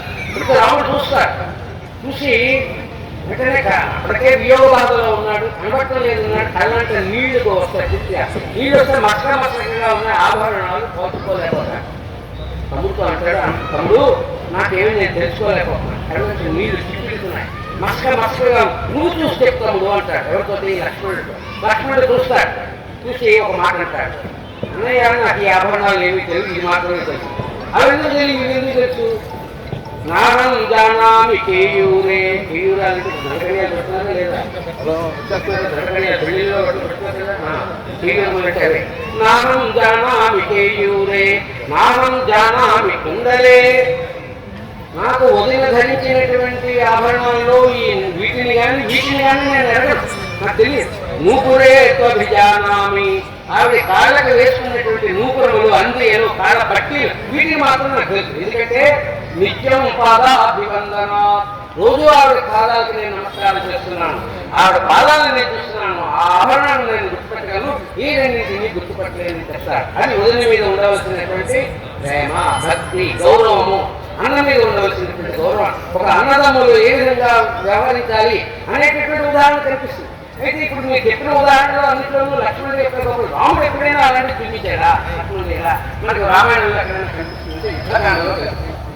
శక్తి అనేటటువంటి ఆయుధాన్ని రావణాసురుడు విభీషణుని ఉద్దేశించి వేస్తే అడ్డంగా లక్ష్మణుడు వెళ్తాడు. ఎందుకు వెళ్ళాలి? లక్ష్మణుడు అక్కడ కూడా అవసరం లేదు. కారణం ఏంటంటే మా అన్నయ్య ఒక వాగ్దానం చేశాడు. ఏమిటి? విభీషణుని లంకకు రాజుగా చేశాడు. ఇప్పుడు విభీషణుడే కానీ పతనం అయిపోతే మా అన్నయ్య విభీషణ్ సింహాసనాధీశుడు చేస్తా అన్నాడు, అది ఒమ్మైపోతుంది కదా, మా అన్నమాట ఒమ్ము కాకూడదు, నేను బలిగా పడలేదని అడ్డంగా పెడతాడు. పెడితే తగులుతుంది, ఆయన మూర్ఛితుడవుతాడు. అంటే ఆల్మోస్ట్ చనిపోయితే లెక్క. సంజీవుని పట్టు హనుమంతుడు. అప్పుడు రాముడు పడినటువంటి వేదన మనకు కనిపిస్తుంది. అప్పుడు చెప్తాడు రాముడు మొత్తం రామాయణంలో మనకి లక్ష్మణుడు ఏడల ఆయనకి కలిగిన చాలా అపూర్వమైనటువంటి ప్రేమ, వాత్సల్యం, అభిమానం, ప్రేమ, ఇవన్నీ కూడా మనకి ఉంటాయి. ఏమంటాడు? దేశే దేశే కళత్రాణి, దేశే దేశే కళత్రాణి, దేశే దేశే బాంధవ, సంతు దేశం నపశ్యామి యత్ర భ్రాతా సహోదర. తమ్ముడు, దేశే దేశే కళత్రాణి, ఒక పురుషుడికి పరాక్రమవంతుడు, సౌశల్యవంతుడు, ధనవంతుడు ఈ లక్షణాలన్నీ ఉన్నట్లయితే లోకంలో ఎక్కడైనా భార్య నిర్వహిస్తారు. ఏమీ లేని అభ్యాసంలోకైతే ఎవరు కానీ శుభ్రమైనటువంటి వాడు, పరాక్రమవంతుడు, గుణగణాలు ఉన్నాయి, మంచివాడు, వీరుడు అంటే ఆ రోజులు. ఇప్పుడు ఆ అక్కర్లేదు, మామూలుగా శుభ్రంగా ఉన్నాడంటే. అదేవిధంగా అవన్నీ లక్షణాలు ఉన్నట్లయితే దేశంలో ఎక్కడైనా ఏ దేశంలోనైనా భార్య లభిస్తుంది. దేశే దేశే కళత్రాణి. భార్య ఎప్పుడైతే లభించిందో, నేను విజయనగరం ఇక్కడవాడిని, నేను విజయనగరం విశాఖపట్నం, మాకు గోదావరి జిల్లా, మరి నాకు అక్కడ సంబంధం వచ్చింది. మరి వాళ్ళు అక్కడ వాళ్ళందరూ నాకు బంధువులు అయ్యారా లేదా? ఆవిడ ద్వారా మనకు అక్కడ వాళ్ళు బంధువులు అవుతారు. కళత్రం ఎక్కడి నుంచి వచ్చిందో కళత్రం తరఫున మన బంధువులు కూడా ఏర్పడతారు. దేశే దేశే కళత్రాన్ని, దేశే దేశే బాంధవ, ఎక్కడైనా బంధువులు కూడా లభిస్తారు భార్య ద్వారా. కానీ మీలాంటి సోదరు దేశే దేశే కళత్రాన్ని, దేశే దేశే బాంధవ, సంతు దేశం నపశ్యామి ఎత్ర భ్రాతా సహోదర, ఎత్ర భ్రాతా సహోదర. ఒక కడుపున పుట్టినటువంటి నీ సోదరుడులాగా నీలాంటి వాడు మళ్ళీ ఏ లోకంలోనూ దొరకడు, దొరికేటటువంటి లోకమే లేదు. అటువంటి నువ్వు పోతే నాకు ఎందుకయ్యా, నీకేమీ ఎక్కర్లేదు. ఈ సీతాదేవి ఇవన్నీ కూడా వ్యర్థమిక, నువ్వు నాకు ముఖ్యం, ఏ విధంగా నేను వెళ్ళగలను అని తమ్ముడు ఏదైనా తనకు కలిగిన అపారమైనటువంటి వాత్సల్యాన్ని ప్రకటించాడు. ఇది రామలక్ష్మణుల యొక్క ఉదాహరణ. కాబట్టి రామాయణానికి 3 జంటలు చూపించారు. రావణ కుంభకర్ణుల్ని, వారి సుగ్రీవుల్ని, రావణ లక్ష్మణుని ఎవరిలో ఉండగలుగుతున్నాం మన అన్నదమ్ములు అనేటటువంటి అన్నదమ్ములు రామాయణం చూసి తెలుసుకోవాలి. ఆడవాడు కౌశల్య, సుమిత్ర, కైకేయిని చూసి నేర్చుకోవాలి. తొలి తారా, సీత, మండోదరి, తారా, మండోదరి, సీత వాళ్ళని చూసి మనం నేర్చుకోవాలి. ఈ రకమైనటువంటి ఉదాహరణలు మన ముందు ఉంచాడు. ఇక మనకి మరొక ప్రముఖమైనటువంటి వ్యక్తి హనుమ. ఇది ప్రత్యేకమైన వ్యక్తిత్వం హనుమ. ఇంకా మనోజవం మారుత తుల్య వేగంతో ఆయన చెప్పారు కదా, ఆ విధంగా హనుమ మహా గొప్పవాడు. కానీ మనకి కిష్కింధలో ఆయన మొదలు కనిపిస్తారు. కిష్కింధలో కనిపించినప్పుడు సుగ్రీవుడు పంపిస్తాడు, భయపడిపోయి పారిపోతున్నాడు కదా, వాళ్ళు చూసి ఆపుతాడు హనుమ. ఎందుకంటే పారిపోతున్నారంటే ఎవరో తెలుసుకోకుండా భయపడిపోయి పారిపోవడం ఎందుకని ఆపుతాడు వాళ్ళందరినీ. అయితే నువ్వు వెళ్ళి కనుక్కుంటురా అని చెప్పి పంపిస్తాడు. వాళ్ళు వెళ్తాడు. వెళ్తున్నప్పుడు మానవ రూపంలో వస్తాడు. మనం ఒక విషయాన్ని గమనించాలి. ఈ మధ్యన కొంతమంది నల్లాటి పుస్తకం వేసుకుని అపవిత్ర గ్రంథాలు వేసుకుని తిరిగేవాళ్ళు చెప్తూ ఉంటారు. రామాయణంలో వానరులు అంటే కోతి రూపంలో వాళ్ళు లేరు. ముఖ్యంగా మనం చెప్పుకున్న వానరు వాలి, సుగ్రీవుడు, హనుమ, నీలుడు, నలుడు, జాంబవంతుడు వీళ్ళందరూ మానవ రూపంలోనే ఉండాలని ప్రేమ పంపించారు. వాడు ఈ లోకంలో వానర జాతిలోనే మానవ రూపంగా ఉన్నారు. మిగిలిన వాళ్ళు ఆయా రూపాలు వాళ్ళ రూపాల్లోనే ఉన్నారు. వాళ్ళు మానవ రూపంలోనే ఉన్నారు. కాబట్టి ఆ రకమైన వరం ఇచ్చారు. ఎప్పుడు ఏ రూపం కావలిస్తే ఆ రూపాన్ని ఇతర రూపాన్ని ధరించే శక్తి కూడా ఇచ్చారు. కాబట్టి హనుమ ఒక మానవ రూపంలో కనిపిస్తారు. వచ్చినప్పుడు మీ ఇద్దరు కనిపిస్తారు. ఎలా కనిపిస్తారు? మీ ఇద్దరు జటాభిపాలు ధరించి నారబట్టలు కట్టుకొని మంచి శరీరాలు ఒక క్షత్రియుడు ఉండవలసినటువంటి పౌరుష పరాక్రమాలు ప్రధానంతో మారిపోతుంది కదా. వాడి యొక్క రూపాలు ఒక్కొక్కప్పుడు వాళ్ళు పెట్టుకునేటటువంటి ఆభరణాల యొక్క చిహ్నాలు, ఆయుధాలు ధరించినటువంటి చిహ్నాలు, చేతిలో ఆయుధాలు కొన్ని ఉన్నాయి, కత్తులు బాగా వీటితో కనిపిస్తారు కదా. అమ్మ మొక్కడుతాడు, ఎవరు మీరు? చూడడానికి చూస్తే జటాజూటాలు ధరించి ఋషీశ్వరులా కనిపిస్తున్నారు. కానీ మీ ముఖంలో ఉండేటటువంటి వర్చస్సు కానీ మీ యొక్క శరీరం యొక్క ఆ శక్తి కానీ చూస్తే ఒక వీరుల్లా కనిపిస్తున్నారు. వీరులలా ఉన్నారు, వేషధారణలా. వేషధారణ చూస్తే ఇలా కనిపిస్తున్నారు. ఎవరు మీరు? ఏమిటి అని అడుగుతారు. అంటే రామలక్ష్మణులు ఒకరి మొహాల్లో చూసుకుంటారు, జవాబు చెప్పాలి. బాగా గుర్తుపెట్టుకోండి ఎందుకు చెప్పారు. జవాబు చెప్పకపోయిన వెంటనే హనుమకి తన పొరపాటు గుర్తుకు వస్తుంది. ఇది మనకు కూడా మనం జీవితంలో ఈ ఆధునిక కాలంలో ఏం పొరపాటు? తను ఎవరో చెప్పకుండా వాళ్ళని ఎవరినో చెప్పమని. మనం ఎక్కడికైనా వెళ్ళినా ఎవరైనా మనకి తారసపడినట్లయితే మొట్టమొదట మనం పరిచయం చేసుకోవాలి. ఇంకా రాజుగారు కనిపించినప్పుడు అయ్యా నా పేరు దివ్వులు సత్యనారాయణమూర్తి, నేను విశాఖపట్నం సీతంపేటలో ఉంటాను, నేను బీవీ కళాశాలలో పనిచేశాను, మీరెవరైనా అక్కడ నేను నా పక్కన కూర్చొని మీరు ఎవరండి, మీ పేరేమిటని నేను అడగకూడదు. కుతూహలం నాది. కాబట్టి నేను ముందు నన్ను పరిచయం చేసుకున్న తరువాతనే ఎదుటి వాళ్ళ పరిచయం అడగాలి. ఎక్కడికి వెళ్ళినా మనం గుర్తుపెట్టుకోవాలి. కానీ చాలామంది ఫోన్ చేసి మీరు ఎవరండి అని అడుగుతారు. ఫోన్ చేసి అది పద్ధతి కాదు. నాకు కూడా ఫోన్లు వస్తుంటాయి.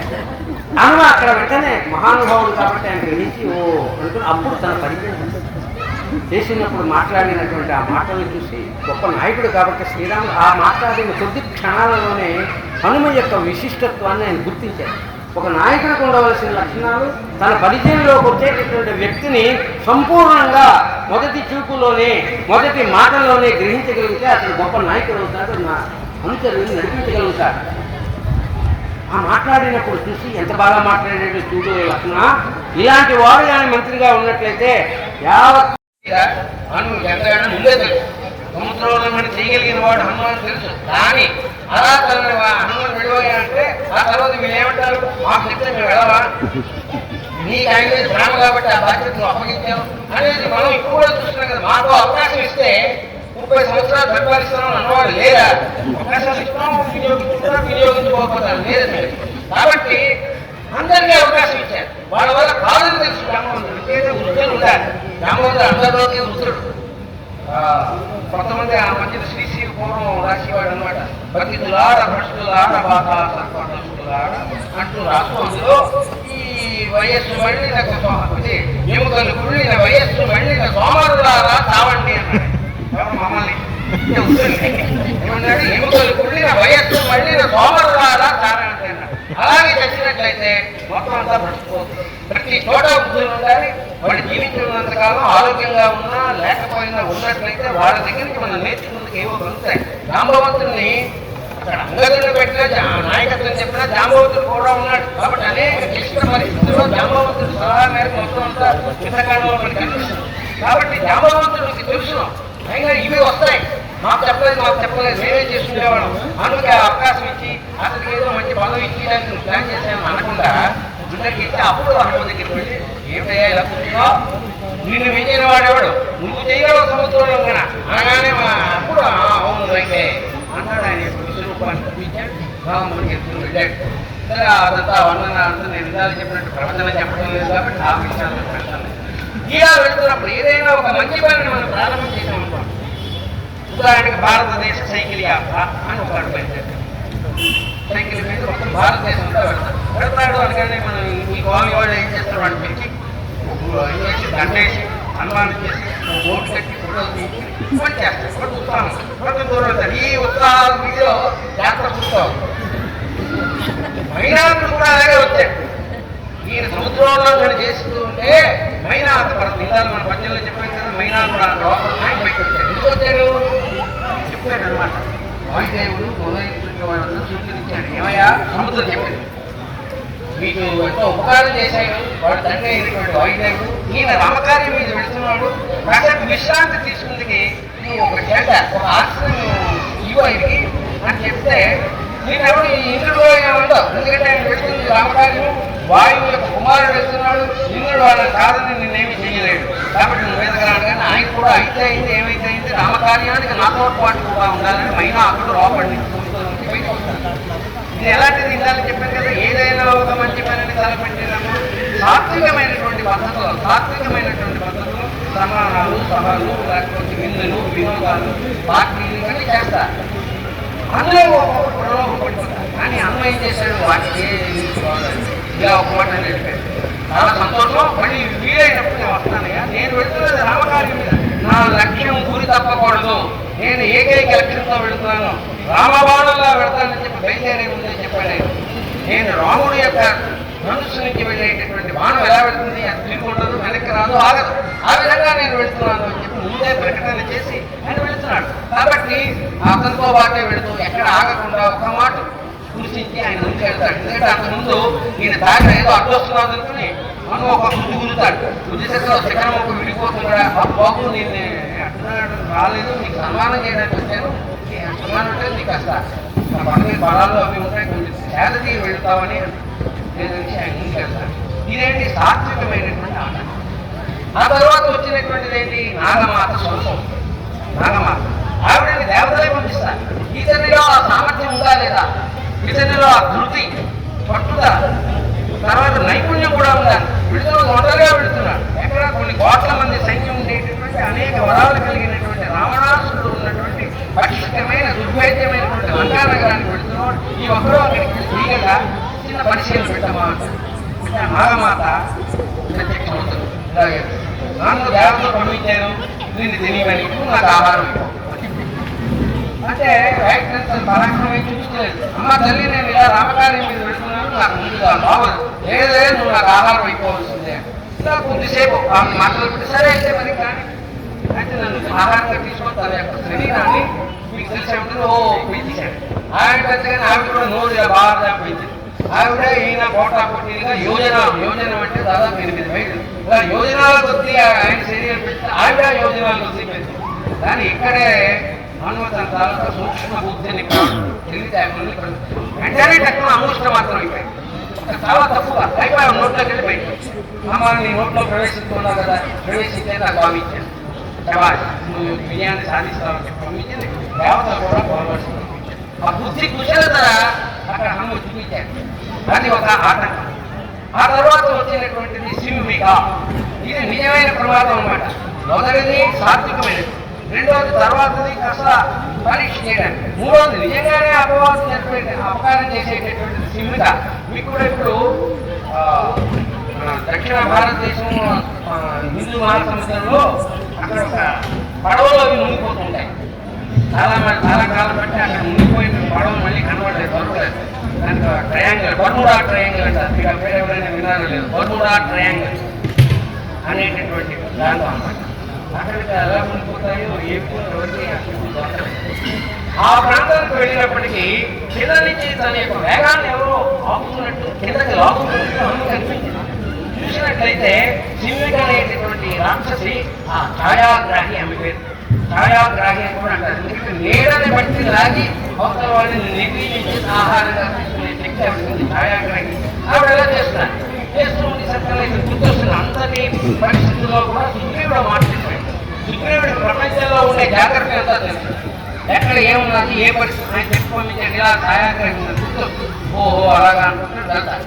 వెంటనే సూక్ష్మలు పోయి నోట్లో ప్రవేశించి లోపలికి వెళ్ళి శరీరాన్ని పెంచి ఆమె తాలూకా కండరాలు నరాలు ఆ సింహికని వాటిని చెప్పి చంపి బయటకు వచ్చి మళ్ళీ వెళ్తాడు. అంటే ఆపదలను ఎదుర్కోగలడు, పరీక్షలు ఎదుర్కోగలడు, సన్మానాల నుంచి తప్పించుకోగలడు. ఇన్ని చేసిన తర్వాత ఆయన ఎక్కడికి వెళ్ళాడు. దానికి అక్కడ ఉండేటటువంటి లంకినితో కూడా మాట్లాడతాడు. ఆమెను వెప్పిస్తాడు, లోపలికి వెళ్తాడు. ఆ తర్వాత వచ్చేటటువంటిది సీతమ్మ వారిని అన్ని వెతుకుతారు కదా. ఆ విషయంలో కనుక సీతమ్మ వారి దర్శనం దగ్గరికి వెళ్తున్నాను. ఆవిడ దర్శనం ఇవ్వదలుచుకున్నారు కాబట్టి నేను దర్శనం అయింది. మీరు ప్రయత్నం అనుకుంటారు, నేను ప్రయత్నం చేసినప్పుడు ఆవిడ నాకు అనుగ్రహించాలని ఎప్పుడైతే ఆవిడకి కనిపిస్తాను. కనిపించినప్పుడు పరిస్థితి ఏంటి? ఆవిడ తన యొక్క పొడవైనటువంటి స్థితిని ఆ కొమ్మకి వేసి ఇక జీవితం వ్యర్థం. అంతకుముందే రావణాసుడు ఢిల్లీకి వెళ్తాడు. ఈ రాక్షసులు బయట ప్రాంతాలు చేస్తున్నారు. ఈ శరీరాన్ని ఉంచుకునే బదులు ఏదైనా చేస్తే బాగుంటుందని చెప్పి ఆవిడ ఆత్మహత్య ప్రయత్నం చేశారు. ఇది మనం గ్రహించాలన్నమాట. అంతటి జీరోదాసులైనటువంటి ఆవిడ ఆ క్షణంలో మాత్రం సాక్షాత్తు అమ్మవారు లక్ష్మీదేవి శ్రీరామకృష్ణుని పత్ని జనకాక్షేపుతుంది. ఆవిడ శ్రీరాముని పత్నిగానే వచ్చింది ఆవిడ లక్ష్మీదేవి. కాబట్టి ఆ క్షణంలో ఎలా ఆపాలి, మనం ఎలా మాట్లాడాలి, అది ఎంతో శ్రమం లేదు. అడగానే అయిపోతుంది. కొట్టి జట్లు పొడవుగా ఉన్నాయి, ఆ చెట్టుకున్నది ఆలోచించాడు. అమ్మ సీతాన్ని అందించేదన్నా ఇదేదో రాక్షసులంత వ్యవహారం మాయ చేస్తుందని అనుకో. కాబట్టి ఆవిడ అనుమానం కాకుండా సాధారణంగా సాంప్రదాయబద్ధంగా ఉండవలసింది ఏంటంటే ఏ స్త్రీకైనా ఇలాంటికైనా మామగారు ఎంత ఎక్కువ భక్తి గౌరవము అనురాగం. కారణం ఏంటంటే మామగారు ఆవిడ కూతురుకన్నా ఎక్కువ చూసుకుంటారు. కాబట్టి ఇంటి వారి గురించి కాదు, కాబట్టి అంతా కూడా మామగారు అత్తగారు వాటి గురించి ఏం చెప్తారు.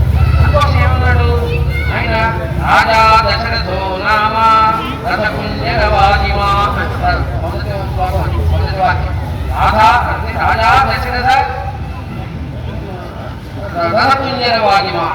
దశరథుడు అనేటటువంటి రాజు రథాలు ఏనుగులు మొదలైనటువంటి ఆయన అయోధ్యలో ఉన్నాడు.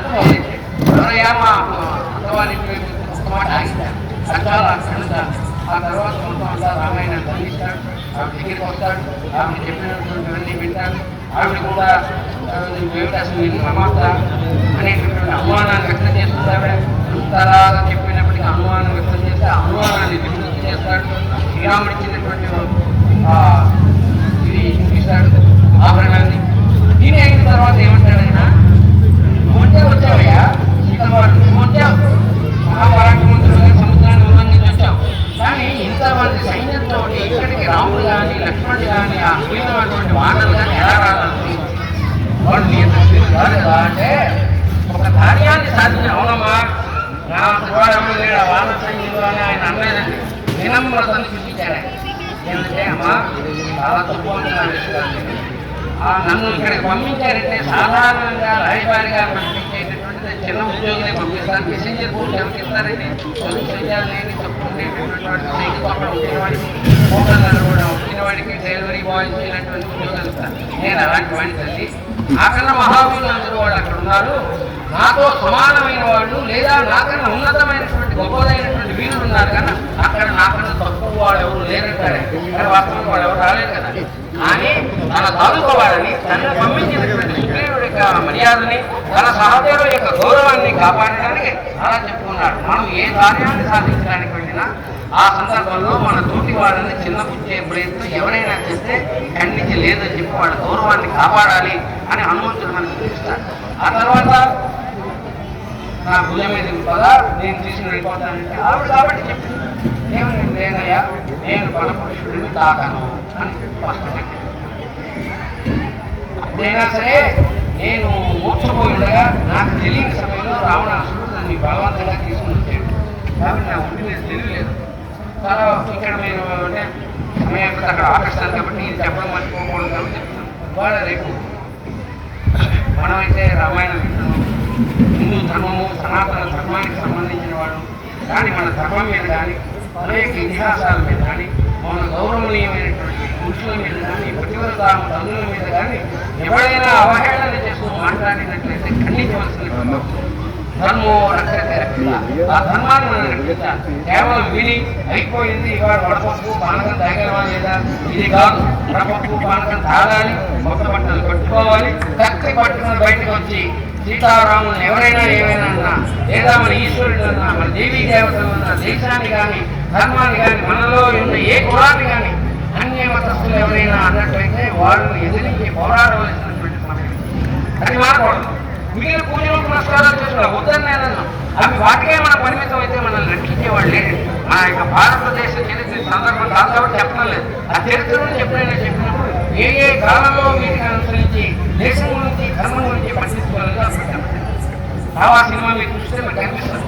అందులో ఆ ధర్మం కోసం దేశం కోసం ప్రాణాలు అర్పించినటువంటి వాడు సినిమా, అదే చావా సినిమా. కాబట్టి అటువంటి మహాపురుషులు వాడ వల్లే మనం ఇవాళ ఇక్కడ చూస్తున్నామని చెప్పగలుగుతాం. లేకపోతే ఈ వాటి మనం భలా కరేగా లేకపోతే ఇలా కూర్చునేవాడు మనం అంటాం. పోరాట మహానుభావులు వాళ్ళు చేసినటువంటి పోరాట కారణం ఎందుకు చెప్పానంటే ఈ మధ్య ఒక ఆయన తాగేసి ఏదో కారణం చచ్చిపోయాడు చెప్పుకుంటున్నాను. అట్లా ఒక మాట ఏమన్నాడు, వాళ్ళంతా కూడా సమయం అంటే అందులో మిగిలిన వదిలేస్తున్నాను. చివరిలో రాముల వారు సీతమ్మ వారికి చెప్పమంటారు, ఇలాగా జరిగింది కబురు చెప్పమని చెప్తే హనుమ వెళ్తారు అక్కడికి వెళ్ళి చెప్తాడు. అయిపోయి రావణాసుని చెప్పేసేది చెప్పమన్నారు మీకు వార్త అంటారు. ఇంకా వార్త చెప్పడం అంటే నాకు వెంటనే రాముడి యొక్క దర్శనం కావాలి. ఆ మాట వచ్చి ఇక్కడ చెప్తాడు. ఎప్పుడైతే రాముడు హనుమయ్య వచ్చి చెప్తాడో అక్కడ మాట్లాడుతుంది, ఎంత గొప్ప మాట చెప్పేవయ్యా, హిరణ్యం వా సువర్ణం వా రత్నాని వివిధాని రాజ్యం కృషిలోకేషు. నీ మాటలతో నీకు వెండి కానీ బంగారం కానీ రత్నాలు కానీ రాజ్యం కానీ 3 లోకాలు ఇచ్చినా సరే నీకు రుణం తీరదయ్యా. ఆ మాట చెప్పిన తర్వాత విభీషణుడు వస్తాడు. విభీషణుడు తీసుకుని వెళ్తాడు. తీసుకుని వెళ్ళి ఈ మధ్యకాలంలో ఇలా తల వంచుకుని ఆలోచిస్తూ ఉంటాడు శ్రీరాముడు. ఇప్పుడు ఆవిడ వస్తుంది, నేను తీసుకువెళ్ళాలా వద్దా? ఒక పక్కన విశేష ధర్మం ఉంది, ఒక పక్కన సామాన్య ధర్మం ఉంది. నేను విశేష ధర్మాన్ని అనుసరించాను. ఒక చక్రవర్తిగా నేను కొన్ని విషయాలు చూపించాను సమాజానికి. ఒక దగ్గర అది కూడా సామాన్యుడు కాదు, భక్తుడు కాదు, దుర్మార్గుడి దగ్గర సంవత్సర కాలం దాదాపు ఉన్నటువంటి ఆవిడని స్వీకరించి వెళ్తే ఆయన ఆలోచనలో ఉంటాడు. ఆయన ఏమన్నాడంటే ఆ మాటలు లేకపోతే ఆ మాటలు ఇంకోలా చెప్పాలి. ఇప్పుడు నేను నిన్ను విడిపించిన దానికి కారణం నిన్ను వాడు తీసుకుని వెళ్ళిపోయాడు దుర్మార్గుడు. అటువంటి వాడిని దగ్గర నుంచి తెరనిండి నిన్ను విడిపించలేక నేను వెనక్కి వెళ్ళినట్లయితే పనికి మారిన వాడిగా ఎవడు కూడా నన్ను గుర్తించి ఎవడు కూడా నా మాట వినరు, సాధ్యం చేయడం సాధ్యం చేయడం అనేటువంటి నా ధర్మము. ఎవరితో మాట్లాడుతున్నాడో అంటే మనతో మాట్లాడుతున్నామంటే అంటే ఇలాగా అలాగా కళ్ళల్లో కళ్ళు పెట్టి ఎదుర్కొంటా చూస్తూ మాట్లాడుతున్నాడు.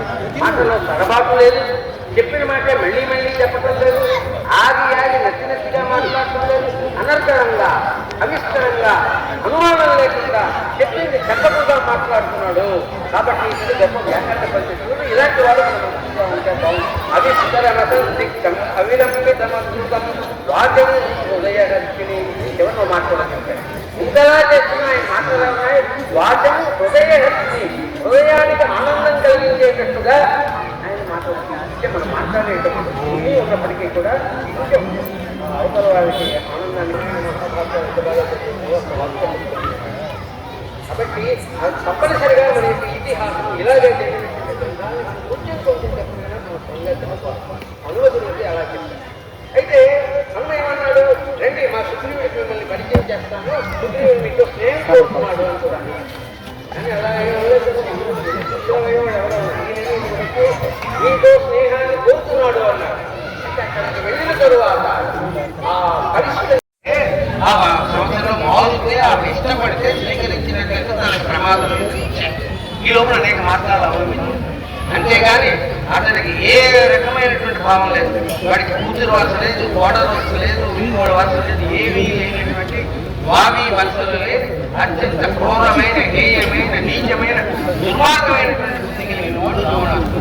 అతన్ని తప్పడానికి వచ్చినటువంటి రాముడి దగ్గర ఒకటే వచ్చాడు. ఏముంది? అక్కడి నుంచి వచ్చాడు. వానరులు తీసుకుని వెళ్ళాడు. వారితో ఓడించాడు. రావణాసురుడిని ఒక పరాక్రమం కాదు. వారితోటి యుద్ధానికి వెళ్ళాడు. వారితోటి యుద్ధానికి వెళ్తే వాడు ఎక్కడో స్నానం చేస్తున్నాడు. అతను ఏంటంటే 4 దిక్కులకి ఉదయాన్నే వెళ్ళి సంధ్యా ఇచ్చేటటువంటి వారి ఎగిరి వెళ్ళేంత బలపడాడు. ఉత్తర భారత్ చెప్పాను 7వ కాండ ఉత్తరకాండ అందులో ప్రక్షిప్తాలు ఉన్నాయి. చాలా లవకుశులకి శ్రీరాముడికి యజ్ఞం కలిగి జరిగినట్టు మాకు సినిమా చూపించారు. మా చిన్నప్పుడు చాలా పాత లవకుశులు కదా, చాలా ఇచ్చేది 325 రోజులు ఆ సినిమా. నేను 4 మాటలు చూశాను ఆ సినిమా. అదే గొప్ప, కానీ అదంతా అబద్ధం. లవకుశులకి శ్రీరాముడికి యుద్ధమే జరగలేదు అసలు. ఇంకా మొదటి చెప్పినట్టు ఉత్తరకాండ మొత్తం ప్రక్షిప్తం కాకపోయినా మీరు ఉత్తరకాండ చదవండి. అందులో మీరు చూసినట్లయితే లవకుశులు శ్రీరాముడిని ఇద్దరు యుద్ధం చేయలేదు. అశ్వమేధ యాగం చేసినప్పుడు ఆ గుర్రం వెళ్ళినప్పుడు వీళ్ళు లవకుశులు అక్కడ లేదు.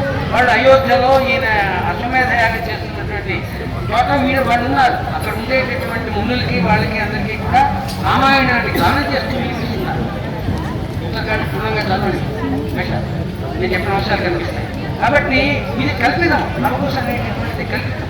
ఇలాగ మన యొక్క ఇతిహాసాలు, భారతం, రామాయణం అన్నీ కూడా కల్పితాలు చేసేసారు. ఈ విషయాన్నే అనంత శ్రీరామ్ అని చెప్పి ఒక పాటల రచయిత, పేరు విన్నారు లేదు, ఆయన హైందవ శిఖారం అని చెప్పి ఆ మధ్యన 3 లక్షల మందితో సభ జరిగింది. నేను వెళ్ళలేదు. అందులో మాట్లాడుతూ అందులో సమయం 10 నిమిషాల కంటే ఆ 10 నిమిషాలు చెప్పాను.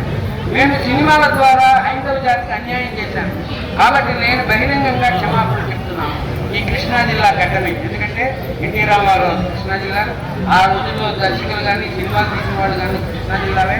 భారతంలోను రామాయణంలోను ఎన్ని కల్పితాలు ఉన్నారో అన్నీ చేసి మనల్ని ఒక రకంగా చులకన భావం ఇతిహాసాల మీద కలిగేటట్టు చేశారు. కాబట్టి వాస్తవమైనటువంటి రామాయణాన్ని అది మీకు గీతా ప్రెస్ ఇప్పుడు వాళ్ళకి సౌలభ్యంగా ఉండడానికి గవర్నమెంట్ చెందిన గీతా ప్రెస్ వాళ్ళు వేశారు. 3 భాగాలుగా ఉంటుంది, 3 వాల్యూమ్లు. ఒక పక్క సంస్కృత శ్లోకాలు ఉంటాయి, వాటికి పక్కనే 2వ భాగంలో తెలుగులో వచనం కూడా ఉంటుంది. కాబట్టి ఆ 2 చదువుతూ 1 సంవత్సరాలు పట్టింటే 2 సంవత్సరాలు పట్టింది చదవండి. పూజ కూడా చదవండి. అలాగే భారతం కూడా వాళ్ళ చేయండి. తిరుపతి వాళ్ళు వేసినటువంటి కూడా ఉంటాయి. భాగవతం చదవండి. ఏమిటి వాస్తవం ఏమిటి చదివిన తరువాత ప్రఖ్యాతమైన పండితులంతా ఒక సామవేదం షణ్ముఖ శర్మ గారు, లేకపోతే మన చాగంటి వారు, మల్లంపల్లి సోమశేఖర్ శర్మ గారు, లేకపోతే వద్దిపట్టి పద్మాకర్. నేను ప్రత్యేకంగా ఎందుకు చెప్తున్నానంటే మీరు ఇంటికెళ్ళి యూట్యూబ్ కొడతారేమో పోయి అని చెప్తున్నాను. వద్దిపట్టి పద్మాకర్ రావు గారు, వీళ్ళందరూ కూడా వాస్తవాన్ని బయటకు పెట్టే ప్రయత్నం చేస్తున్నారు. అదేవిధంగా యూట్యూబ్లో సత్యభామ గారిని ఒక ఆవిడ వస్తుంటారు. ఆవిడని వ్యాఖ్యానాలు వీటిని చూడండి. ఏమి చదివిన తర్వాత ఇవి మనం చదవాలి, తర్వాత వాళ్ళని చూడాలి. ఈ రెండింటికి అన్వయించుకోవాలి. పాత ఉషశ్రీ రాసినటువంటి భారత రామాయణాలు చదివినా సరే ఆ వీడియోలు విన్నవాళ్ళకి వాస్తవాలు చాలా మటుకు తెలిసే అర్థం ఉంటుంది. మనకి ఎప్పుడైతే వాస్తవం తెలిసిందో, జ్ఞానం తెలిసిందో మనకు ఒక ధైర్యం ఉంటుంది. 10 మందికి చెప్పగలుగుతాం. మన తరం నుంచి తర్వాత తరానికి వెళ్ళే అవకాశం ఉంది. నాకు ఈ అవకాశం ఇచ్చిన పెద్దలందరికీ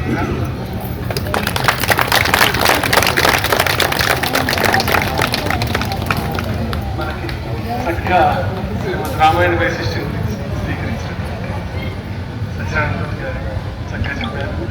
ఇప్పుడు మన కోడి రామేశ్వరరావు గారు రామనామ జపం అందరికీ నమస్కారం. శ్రీరామ జయ రామ జానకి రామ, శ్రీరామ జయ రామ జయ రామ, శ్రీరామ జయ రామ జానకి రామ, శ్రీరామ జయ రామ జానకి రామ, శ్రీరామ జయ రామ జానకి రామ, శ్రీరామ జయ రామ జానకి రామ, జయ జయ రామ జానకి రామ, జయ జయ రామ జానకి రామ, జయ జయ రామ జానకి రామ, జయ జయ శ్రీరామ్. శ్రీరామనవమి పండుగ పర్వదినం సందర్భంగా మనం కూడా మనస్ఫూర్తిగా భక్తి శ్రద్ధలతో జపించేటువంటి ఇంకొక శ్లోకం ఇంటి దగ్గర కూడా మనం చదువుకుంటూ ఉంటాం. మీకు తెలియని విషయం కదండి. శ్రీరామ రామ రామేతి. ప్లీజ్ ఒకసారి ప్రేక్షకులు ప్లీజ్ శ్రీరామ రామ రామేతి శుక్లారుడు శ్లోకం శ్రీరామ రామ రామేతి రమే రామే మనోరమే రమే రామే మనోరమే సహస్రనామ తత్తుల్యం సహస్రనామ తత్తుల్యం రామనామవరాననే శ్రీరామ రామ రామేతి రమే రామే మనోరమే సహస్రనామ తత్తుల్యం రామనామవరాననే. సంతోషపడి ఫైనల్గా మనం పూర్తి చేసుకుంటున్నాం ఈ కార్యక్రమాన్ని చెప్తాను.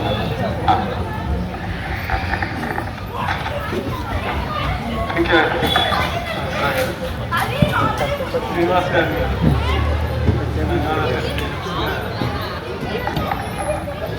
కార్యక్రమానికి ఇచ్చేసి కార్యక్రమాన్ని దిగ్విజయం చేసిన మీ అందరికీ మా పార్క్ కమిటీ తరఫున ధన్యవాదాలు తెలియజేసుకుంటున్నాం. అల్పాహారం ఉంది, అందరూ దయచేసి ప్రసాదం స్వీకరించి వెళ్ళవలసిందిగా కోరుచున్నాం. అంటే మనకి ఈ కార్యక్రమాన్ని దిగ్విజయంగా పూర్తి చేసుకున్నాం కాబట్టి భోజనం అయిన తర్వాత దీన్ని పూర్తి చేసుకున్నాము అని అనుకోవచ్చు. ఈ తర్వాత రాబోయే కార్యక్రమం అత్యంత ప్రతిష్టాత్మకమైనటువంటి కార్యక్రమం, ప్రతి సంవత్సరం చేసుకుంటున్నటువంటి కార్యక్రమం, మనకంటూ ఒక ప్రత్యేకత సంపాదించుకున్నటువంటి కార్యక్రమం ఏంటి అంటే హనుమాన్ శోభాయాత్ర. విశాఖపట్నానికే ఒక పరమాణికంగా శోభాయాత్ర చేస్తే సిద్ధమధార నుంచే నాయకులు రావాలి, వాళ్ళే చేయాలి అనేటువంటి ఒక రకమైనటువంటి ఒక ముద్రను మనం సంపాదించుకున్నాం. అది ఈ సంవత్సరం చాలా ముందు నుంచే మనకి నాయకులంతా ముద్రా శివాజీ గారు, అలాగే మా పరశురామ మన సమాజ కార్యకర్తలు వీళ్ళంతా కూడా ఒక నెల రోజుల ముందు నుంచే అన్ని ఏర్పాట్లు చేశారు. ఇంకా అనేక మంది పిల్లలు వాళ్ళని కలుస్తున్నారు. శోభాయాత్ర సాయంత్రం 5 నుంచి 6 వరకు మన పార్క్ హోటల్ నుంచి ప్రారంభమవుతుంది. అక్కడ నుంచి అందరూ రావచ్చు, పెద్దవాళ్ళు కానీ, చిన్నవాళ్ళు కానీ, ఆడవాళ్ళు కానీ, మగవాళ్ళు కానీ అందరూ రావచ్చు. అయితే బయటికి రాలి అనేటువంటిది పరవాడి నుంచి నుంచి దగ్గర నుంచి అన్ని ప్రాంతాల నుంచి వస్తున్నారు. మన సీతమ్మగారికి సంబంధించి అల్లూరు సీతారామరాజు పార్క్ దగ్గర ఉన్నటువంటి మన యొక్క అల్లూరు ఏఎస్ఆర్ పార్క్ అంటాం, ఆ పార్క్ నుంచి బయలుదేరుతామండి. వాళ్ళంతా కూడా గురుద్వారం నుంచి అలా మీద నుంచి వస్తూ మన సత్యం జంక్షన్ నుంచి ఎంఆర్ఓ ఆఫీస్ ఆపోజిట్ నుంచి, ఆక్సిడెంట్ హౌస్ ఆపోజిట్ నుంచి ఏఎస్ఆర్ స్టాచ్యూ దగ్గరికి వస్తారు, అల్లూరు సీతారామరాజు స్టాచ్యూ దగ్గర. అక్కడ మనం అంతా కలుస్తాము. అక్కడ నుంచి బైక్ మీద వచ్చేటువంటి వాళ్ళంతా కూడా బైక్ ర్యాలీగా మనం పార్క్ వద్దకు వెళ్తాం. మిగతా వాళ్ళు కూడా ఫాలో అవ్వచ్చు. అల్టిమేట్లీ 5 గంటలకల్లా ఎట్టి పరిస్థితుల్లోనూ మనం పార్క్ వద్దకు చేరుకోవాలనేటువంటి ఒక గమ్యాన్ని మీరు పెట్టుకోవాల్సి ఉంటుంది. మనంతా పాల్గొవాలంటే కుటుంబ సభ్యులంతా పాల్గొవాలి. చాలా ఒక రకమైనటువంటి మన హిందుత్వ, నేను హిందువుని అది గర్వించేలాగా ఈ యొక్క శోభాయాత్రని మనం నిర్వహించుకుందాము. దానికి మీ అందరి సహకారం కూడా కావాలి. పెద్ద ఎత్తున మీరంతా కూడా తరలి రావాలని మరొకసారి మీ అందరికీ కూడా ఆహ్వానం కలుగుతూ ఈ యొక్క శోభాయాత్రని, బైక్ ర్యాలీని విజయవంతం చేయవలసిందిగా కోరుతూ సెలవు.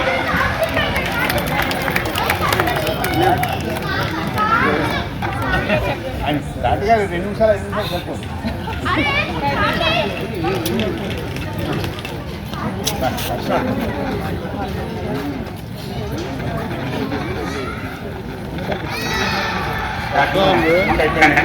విజయవంతంగా పూర్తి చేసుకున్నాం.